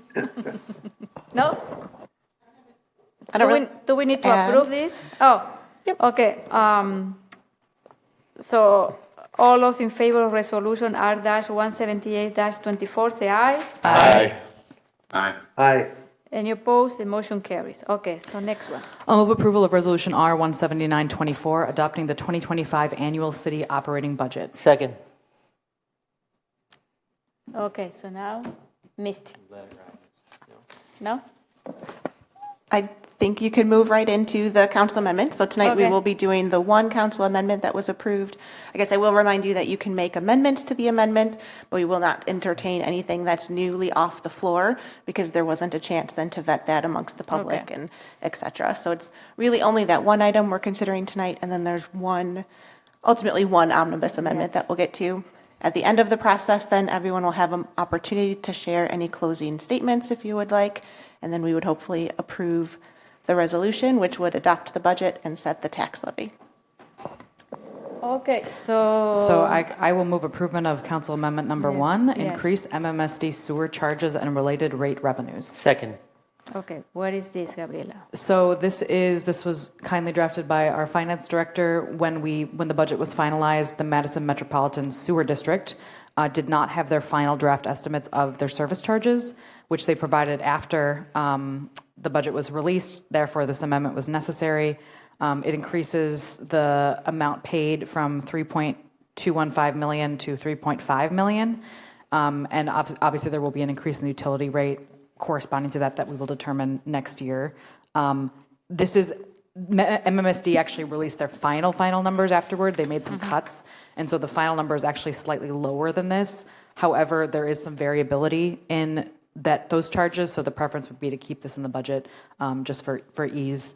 And the rates are based on what actually is charged. So keep that in mind. That doesn't really change the rates to the payers. Okay, any question, comment? No? Okay, all those in favor of amendment number 1, say aye. Aye. Aye. Any opposed? The amendment carries. I will move to, Withdraw omnibus amendments A through F. Second. And the rationale behind this is these were the referendum items that did not pass. Okay, all those in favor of removing amendments A to F? Yes. Say aye. Aye. Aye. Any opposed? The motion carries. Okay, so next one. I will move approval of, let me pull it up.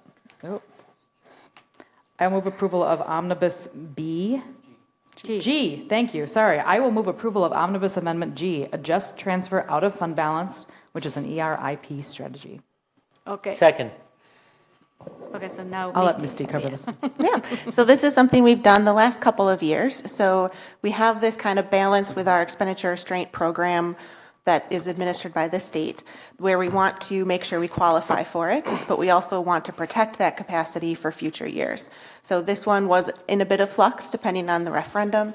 Now that the referendum has not approved, I want to protect that extra almost 3.5 million of capacity for future years budgets to make sure we can continue to qualify. So what this is doing is it's using fund balance in the general fund and transferring it over to the capital projects fund. Think of it like a checking to savings kind of transfer in order to protect that capacity, but it does not authorize any additional spending on behalf of the city. It is simply moving the money around in order to have that strategy available. I do ask that you allow me some flexibility in that number. I think I know what I need that number to be, but I'd like some flexibility as I work through the final documents with the state and the county. Okay, any question, comments on this? Nope. Okay. Do we need to modify this to provide the flexibility that our finance director is asking for? Included in the notes that I'm respectfully requesting it. So I think if you approve it as is, okay, I think we'll say that you're authorizing that. Ultimately, I understand the spirit of what we're trying to do, and I'll make sure that we meet that.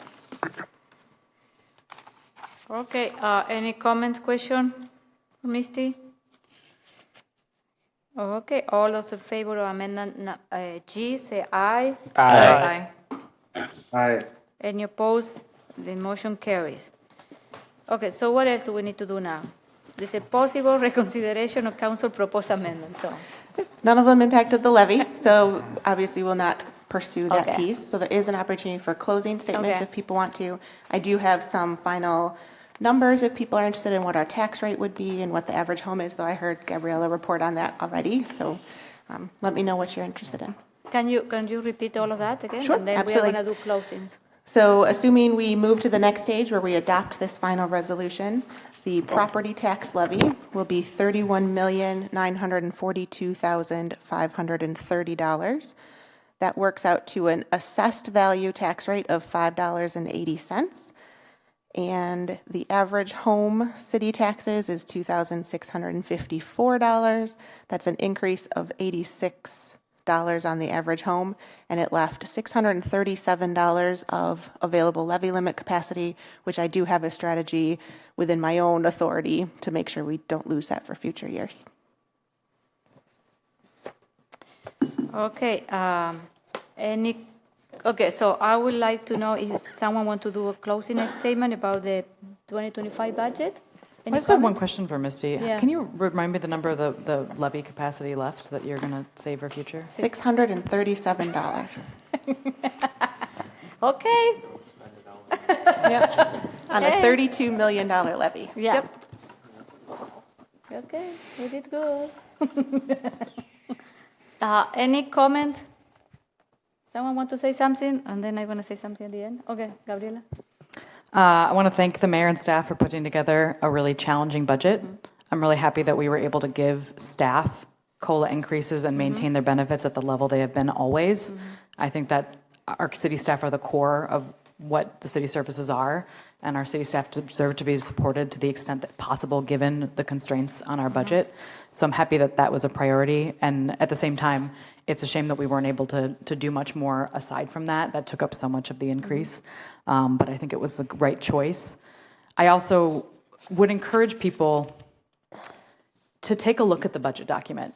I think it's something that it's really well put together. And it's actually quite easy to read. It's not, it sounds like really scary, and there are scary charts in there that I don't want you to look at. I want you to look at the first pages, which shows you, kind of lays out what the budget is. The mayor has a letter, and then the finance director puts together all of these great charts and visuals that really explain how the budget works. And then each department actually has a report at the top of their budget that explains what they've done this year and what they're planning to do next year, which really shows you how much work happens in the city. the budget night when we cover it in finance, it always blows me away how much work is done by our city staff. And each of those little department reports will show you how much staff each department has. And sometimes you're like, oh, there's 3 people, and look at all the accomplishments that they've had. The city staff does incredible work with the amount of resources that they have. And I think we should, I wish more people in Fitchburg knew the details of that, because I think they would be blown away. I was, as I've learned this over the years. I would also say that as you look, if you are able to look through that budget document, I think you'll see that the city of Fitchburg does really well with its money. And we spend it in really important places. And I think the places that we spend it reflects the wants and the needs of the community as a whole. And there is a difference between operating money that we can hire staff with and one-time sources of money that can be used for things like park amenities and consultants and other items like that that are one-time expenses. We can't use that money to hire staff. And I heard that a lot in the referendum. You should use that pickleball money to hire a police officer. We can't do that. That's just, it's not possible. And that would be irresponsible. And because we're not irresponsible with our money, we don't do that type, we don't create structural deficits. So anyway, I would encourage people to look at, there's a great chart, I believe it's on page 13, that lays out all of the different like tax levy money. And it says for the average house, how much total money that would be, and then how it breaks down per department. So when people talk about where to cut the budget to add these positions that we were asking for in the referendum, I think taking a look at that and just knowing that 70% of that money is staff. So if you're trying to look at where we can make cuts to hire more staff, that's where it comes from. And I just want people to know that that's where it comes from. And you know that we can have disagreements about what it is that we want to cut, but that's the fact of the matter, is the most of our money, the tax levy money that comes through your property tax bill, goes to staff that are doing amazing work that's laid out in this budget document in a lot of detail. So anyway, I just want to thank the city staff for all the hard work they do. I am sad that they can have to continue working with less resources than I think they need to do the work that they need to do, and that they are here to serve the city of Fitchburg, and that they do so well. So thank you for continuing to serve the city, and despite the challenges that we face, and thanks to all who worked very hard to put this together. Yeah, I just Thank wanted you. to. Oh, sorry. Go No, ahead. you go. No, I was just echoing Gabriella. She pretty much stated everything I was saying, all of the thank yous, and I think we did. A very balanced budget was put together, and I wish there was an easy way to like outline all of those points, like Gabriella made around like understanding like city finance and those type of things, and understanding like what would go in. And I think that if we had like a larger understanding of like what that looked like, things could have potentially went a different way. But again, thank you to everyone who had a hand in it, and we just have to figure out a way to move forward through the decision that was made. Thank you. Jay? I agree with your earlier comment that trying to go for another referendum in April of 2025 doesn't make any sense. But we are in a bit of a pickle here, because we didn't ask for fire staffing because it was just a fun thing to do. It's something we need. Mm-hmm. We didn't ask for additional police staffing just because we wanted to throw more police officers on the street. We are below, way below, what the average police staffing is in the county. And when I heard people talking about pet projects and all this nonsense, no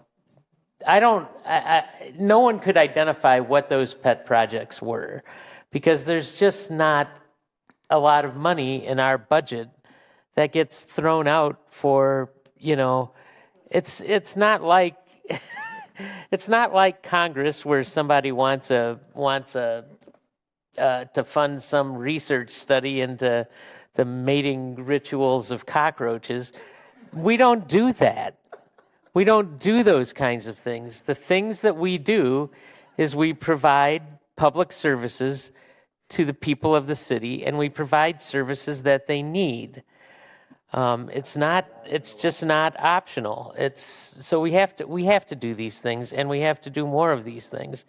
So at some point, we will probably have to go back with a referendum and try it again, and for sure hire a different consultant than the one we hired, who did such a awful job. Are they coming back, by the way, to have a discussion with us? Are they coming? They're going to present the, yeah. They'll be at I know they're coming to our equity meeting, right? It's the Allison Group. Is it the? I don't believe our contract with them had the final appearance. Oh, too bad. Well, I think their performance was awful, absolutely awful. And as I'm watching, going through the process, I could have done a better process, and I'm not even trained in that area. So I think what they did was horrible. Well, I mean, they just didn't do a good job making this happen. So, and I'm not necessarily blaming them for the failure of the referendum. I mean, there were a lot of things at play during this election that all coalesced at the same time. But I do think we need to make a better case on why this stuff is needed. And, maybe, I mean, it's possible that the state will redo the funding formula, although I don't really see that in the cards. And even if, I know the mayor's talked about the $80 billion that they have just sitting there. $6 billion. Well, however much, the number doesn't really matter. But that would be one of those things that would be a one-time disbursement to the municipalities. It wouldn't be something that we could rely on as part of our funding going forward. So, we can talk about making hard choices, but Gabriella's right. In order to hire 6 firefighters, which of our current positions do you want to cut? And we've already got a parks department that's way overloaded. And I've heard people say, well, Fitchburg needs to stop having parks. Well, okay, but we've already got a bunch, and every time there's a new development, we have to add more because people living in those new neighborhoods need to have park space. Do you want to cut the senior center?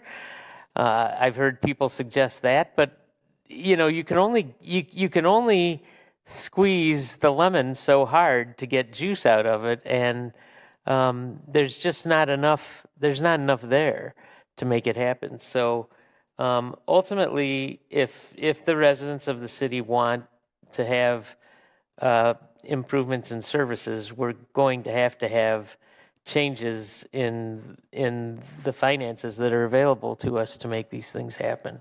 So that's really all I had to say. I didn't even mean to say that, but Gabriella kind of stirred me up, so I'm blaming her. Okay, thank you. Bill? Well, just, it's disappointing that it failed. And I guess one thing that I would like to point out is that the buying power of the taxes on a median family home or per capita that we collect in the city right now is at pretty much the lowest point since we took on the library. Okay. And inflation is real. Mm-hmm. Thank you. Joe? Yeah, echo a lot of things other people have said.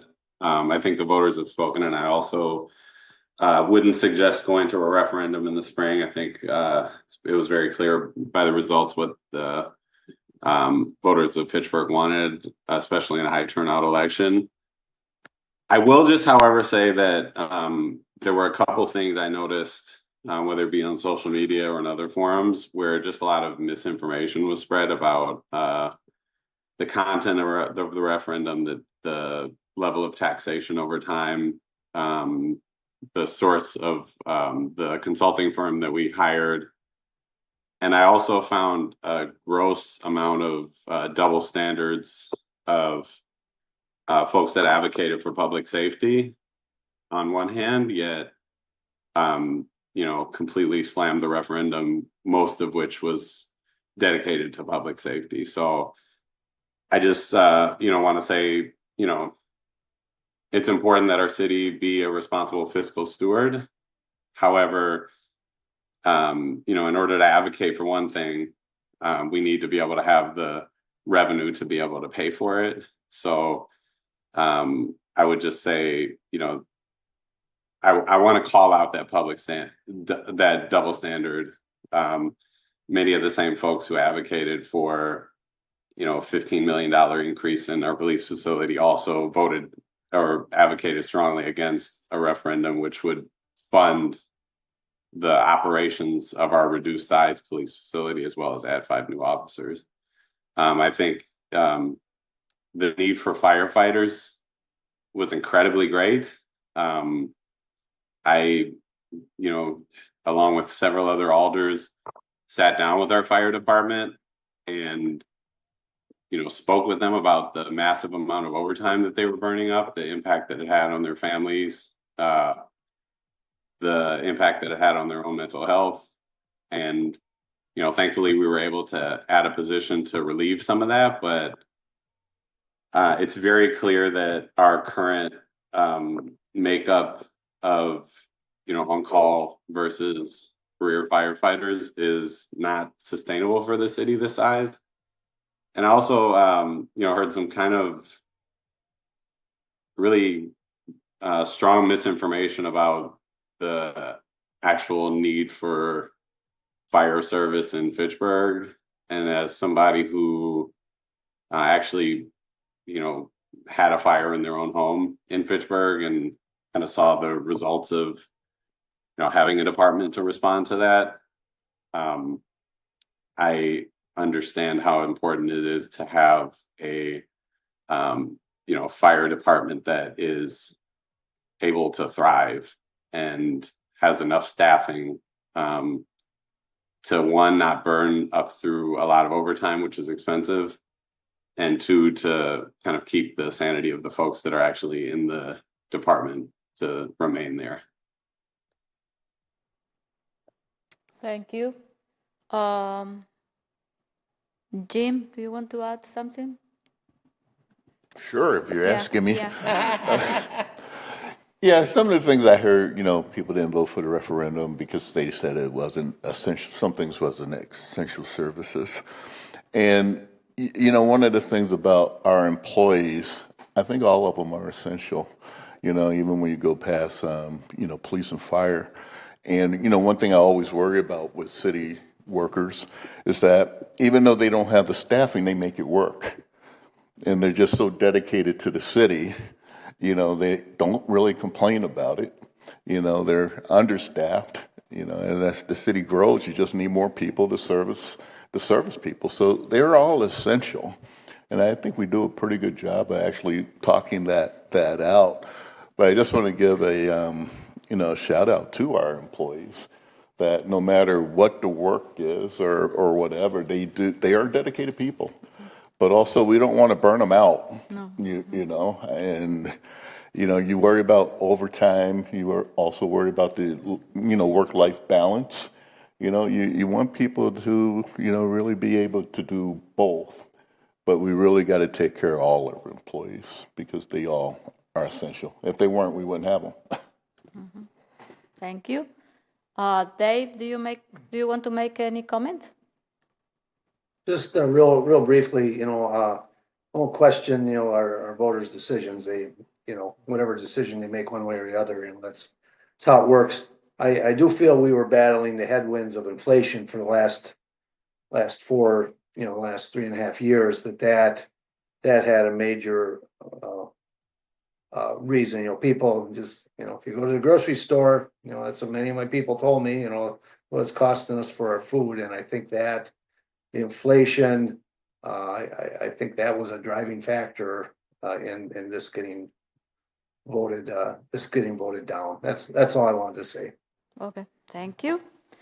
So what I want to add is that I want to thank Misty, Chad, Adam, and all the head of department that work together, Tracy too. We worked all together to put together the budget.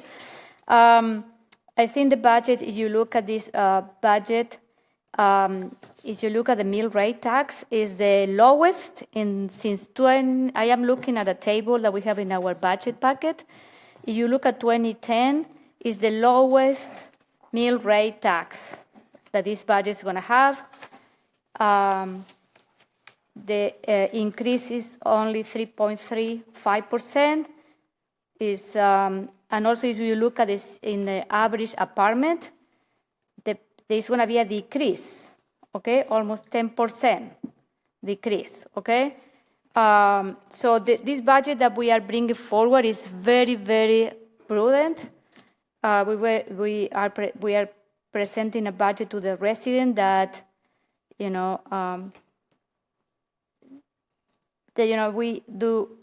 were very careful and we cautious about inflation, about all of the other inflationary costs. And I think one of my priorities was to have a budget with an increase close to the inflation. And I think this is what we are providing to the resident. It's going to be $86 in taxes for an average home. So I am very happy where we are with the budget that we put together. Also, one of my other priorities in this budget was to retention of employees, keep intact all the benefits, and provide at least a 2% COLA. I would like to do a 3%. We didn't have the, but at least we are providing a COLA for 2%.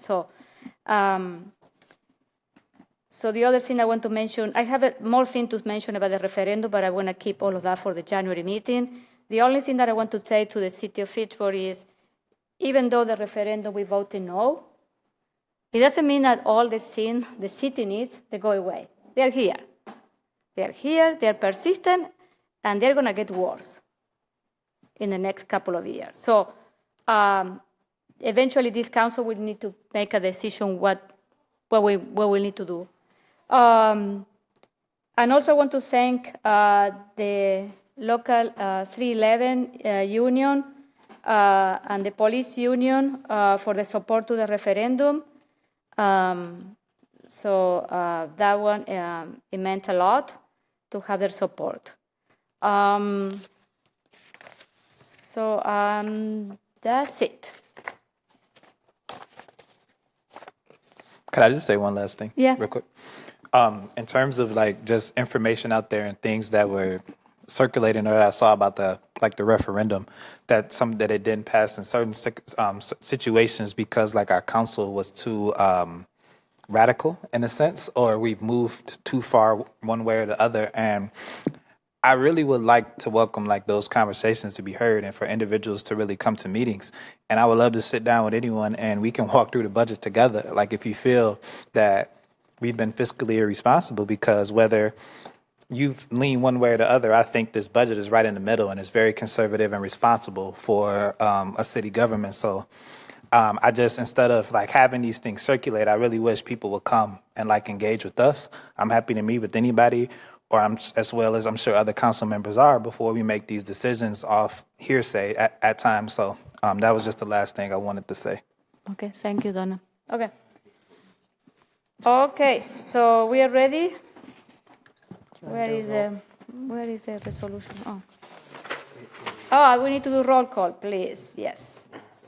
So we are resolution R179-24. So we as amended. Yeah? No. Yeah? I have to fill in the blank for what the tax levy is, but ultimately you are adopting the budget as amended. The budget yes. as amended. Okay. Thank you, Mayor. Alder Allen. I suppose.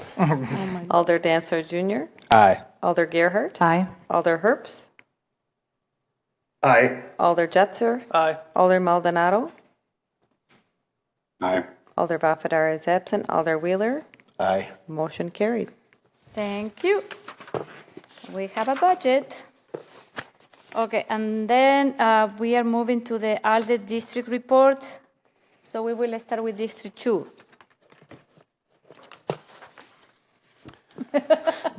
All right. Thank you, Misty. I just want to take a moment here to acknowledge kind of a tough couple weeks here on the roads within Dane County. We had two single car crashes that resulted in a total of 7 fatalities. In addition, we had somebody arrested for their 8th OWI, and among the charges listed was somehow not driving after revocation. We also had an OWI hit and run. Here in America, 1% of everybody dies in traffic violence. It's over 40,000 people every year. And I recently found out that November 17th, this coming Sunday, is World Day of Remembrance for road traffic victims. So I just want to mention people that I've known personally who have died in traffic violence. 2 friends from high school, Doug and Dale. A coworker from the 90s, Nate. Mr. Velicky, who taught me how to swim when I was 8 years old. And my father-in-law's best friend, Vern.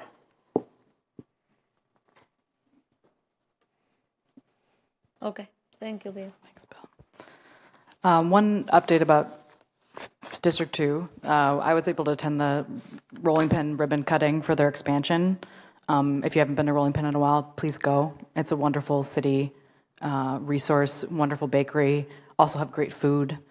So please go and visit and support that wonderful local business that we're happy is thriving and expanding. And second, I just want to talk about just more generally what's happening around us. So there was an election that happened, and it was a free and fair election, and our election officials did a fantastic job. Tracy, correct me if I'm wrong, but I think the report said 96% turnout. Whoa. Which is probably blows our record out of the water. Yeah, 96% turnout. Think about that, City of Fitchburg. So extraordinary amount of civic participation in the city that we should all be proud of. And I'm proud to live in a country where there's free elections, and that sometimes that results in changes of administration. But I did want to acknowledge that there are lots of people in the city of Fitchburg, myself included, that have fears about the coming years. And we have no idea what's going to come to pass. We don't know, because that's for time to decide. But I know women that are afraid. They might not be able to have children because they're afraid about the circumstances, or afraid for their lives. And there are youth, LGBT youth, especially transgender youth, that think that they're not sure what their place is in our society. And there are, our neighbors that are great contributing to society that might be undocumented, that are very afraid. And I just want to say that I believe many of my council colleagues care a lot about you. It matters to us that you're afraid, and there's nothing that can be done on the local level to support you. So it's something that I will be thinking a lot about in the coming years, and especially in the coming months. When people ask how I got started, why did you decide to run for office? I decided to run for office the day after the 2016 election. That's the answer. I think sometimes political change can inspire action and inspire civic participation. And I hope that people that feel worried and afraid, I hope they do not linger and think only about what's happening at the national level. I hope that you look to what's happening in your state, in Wisconsin, and you look what's happening in your local cities and counties, and think about what you want that to look like, and think how you might contribute to that. And that might be volunteering for a nonprofit. That might be protecting your own mental health. It can be a wide variety of things, but we always have openings every April on city commissions. And there are all sorts of things running through council that really affect people's lives that people can come and they can support. I think housing is absolutely one of the most essential things that we're working on right now. Economics in our country are tough. People's people's day-to-day reality and their ability to take care of their families and themselves is stressed. And many of those forces are worldwide macroeconomic forces that we have no control over. But one of the things we do as a city have control over is our housing policy and the number of houses that we build. And we can improve the affordability of housing in our community, but we need people's support that want to see that. So if anyone doesn't know what to do and they want to know more about local things, I welcome your questions. I'm Gabriela Gerhardt. You can see my phone number and my email address on the website. I'd be delighted to talk to you. I find so much meaning and purpose by working in this local government. And sometimes people think that these are small things. And sometimes, I guess, relatively speaking, they are. But they matter, and we do things here that matter to people's lives. And so I hope that that whatever you're feeling right now, that leads you to support your local community in the way that works best for you. Thank you. Jay? Yeah. Boy, I don't even know what to say after Oh, these really? two. Ooh. I do want to say that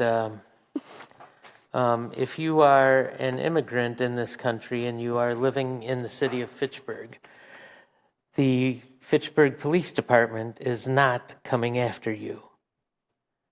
Our police department does not do that.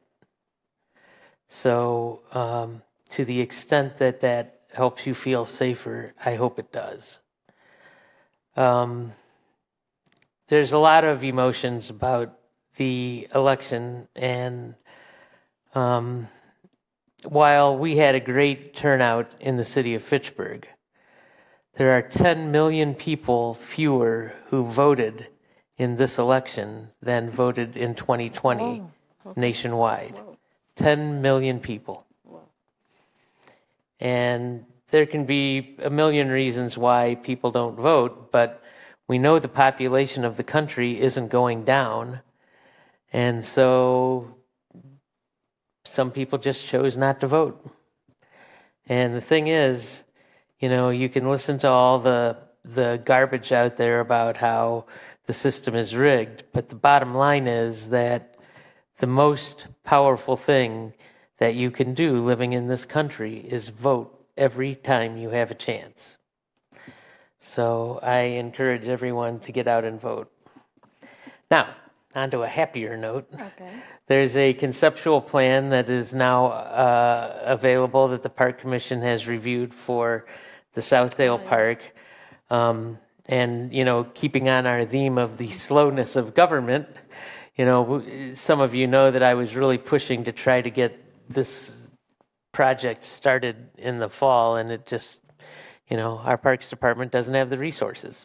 So they're doing the best they can, but the park improvements will be coming next year.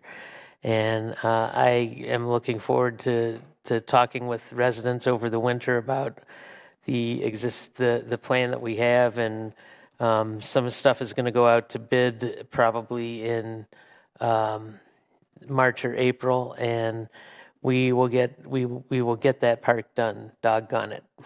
So, and that's all I have right now. Thank you. Donald? I have nothing further to add right now. Okay, thank you. Nothing to report. Nothing. Okay. District 1? You or me? Okay. Go ahead, Joe. Go ahead, Joe. So I want to thank some folks that joined me this morning at Stoner Prairie Elementary School. Senator Diane Hesselbein, County Supervisor Chad Kemp, and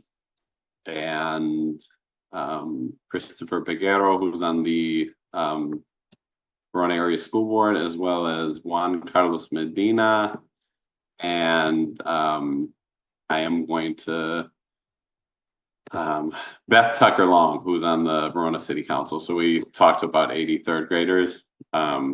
broke up into small groups, and they peppered us with a ton of questions about what we do. So I don't know, it was just a little bit of hope and gladness to see some really engaged 8 and 9-year-olds talking about, what matters in their community. And they, similar to Julia, they wrote us a lot of beautiful thank you notes.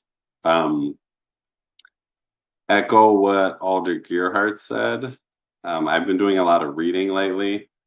So I want to read just a really short passage. It's from Valerie Kerr, Kaur, from her book See No Stranger. Chardi Kala, I might be mispronouncing this, was woven into Sikh scriptures and our vernacular, commonly translated as relentless optimism. What I witnessed in Oak Creek, she's referring to the shooting at the Sikh temple in Oak Creek that happened about a decade ago. And what I was learning from this family was different from optimism. This was not about the future at all.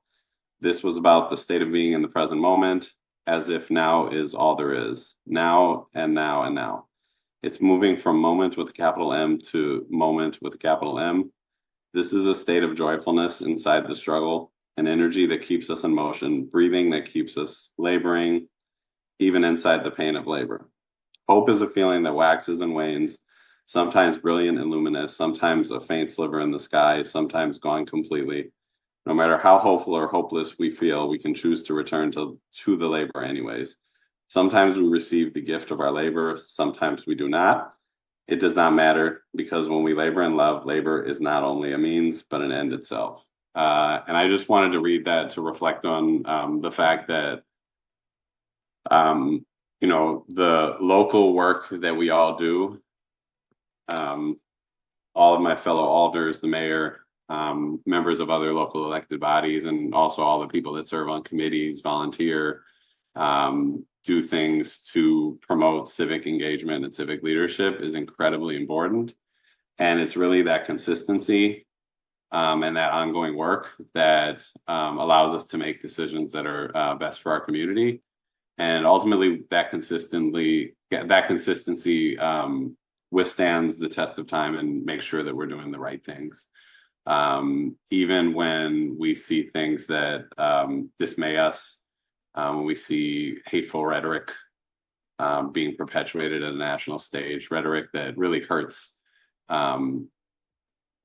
people that are in vulnerable communities and our children, when we show up and when we consistently do the work that's right, do the work that it has empathy and is done with love and done with concern and compassion and done with kindness, that we ultimately are winning in the long term. So I just want to say to all the folks that may feel dejected, a lack of energy right now, to continue to keep that Chardi Kala, or that relentless optimism, because it is, ultimately what makes our societies better and stronger.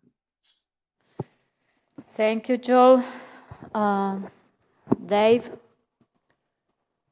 We had a very fun pumpkin carving event at Allied Dunn's Marsh neighborhood on the 26th. I only cut my finger once, helping kids. It was a great event, great turnout. It was really, really fun. Even though you'd think we're past the growing season, there's still people have things growing in our community garden, but we are closing it down. And I'll just end on one thought. I don't like to pontificate on national things. I know people are very disappointed for very good reasons, but what I would say to people facing those many things beyond your control, but the one thing you can control is your own attitude. So if you want to live a long, good life, start living it as soon as possible. So just the word son I pass on to, and we have many people, many residents that are feeling very depressed, and that'd be the advice I give to them. Things beyond your control, you have a lot within your control. So, and please know our residents are in my prayers. Okay, thank you, Dave. Okay, Just one thing Yeah. that I wanted to mention earlier. Whoever got that new clock that's on the back wall that we can actually read now, thank you. I don't know who's responsible for it, but was it's Adam, great. yeah? It's Adam. Deputy City Administrator Adam Sayre took care of that Very request. nice. I pass will on note my I will thanks. note for the record that it is 1 minute behind, so we'll need to adjust it properly. Well, these things happen, but we can read Need it. his, I need his address for my Christmas card this now. Okay, so thank you, everyone. Great comments. So we are at item 14, announcement. Our next committee of the whole meeting will be November 20, next week. And what is that, Gabriel? What are the topics? Oh my gosh, it's next week already. Yes, next week. We will be going an in-depth discussion of the teen center. That'll be first topic. And then the second topic is we're going to do another discussion about housing with our economic development folks. So that's one of the reasons why we encouraged you to take a look at that rent-to-own project. I do think it's something that will come up. But I can send out, once Mike has kind of solidified what his topics are, Mike Zimmerman, our economic development director, we can send that out to everyone so you guys have a little bit of context. But yeah, start thinking about housing, and we'll also get a great presentation on the teen center. Okay, thank you. Next Common Council meeting will be November 26th. Okay, November 26th is going to be kind of like we had the Mayor's Award. So we're going to have, the awardee, the recipients are going to come here. So we're going to take a picture. So dress appropriately. Okay. Also, what else? We have the 26th. Oh, we have the Allison. What is her name? She's going to be presenting the draft of the strategic plan. So please come prepared to ask questions. That's it. Isn't it the 26th? And 22 referrals. Oh, 22. Yeah, so it's going to be, it could be a long night. So, yeah, so that's it. So I need a motion to adjourn. So moved. Second. Oh, my Lord. Okay. All those in favor of adjourning, say aye. Aye. Any opposed? We are adjourned. Aye. Thank you. Buenas noches.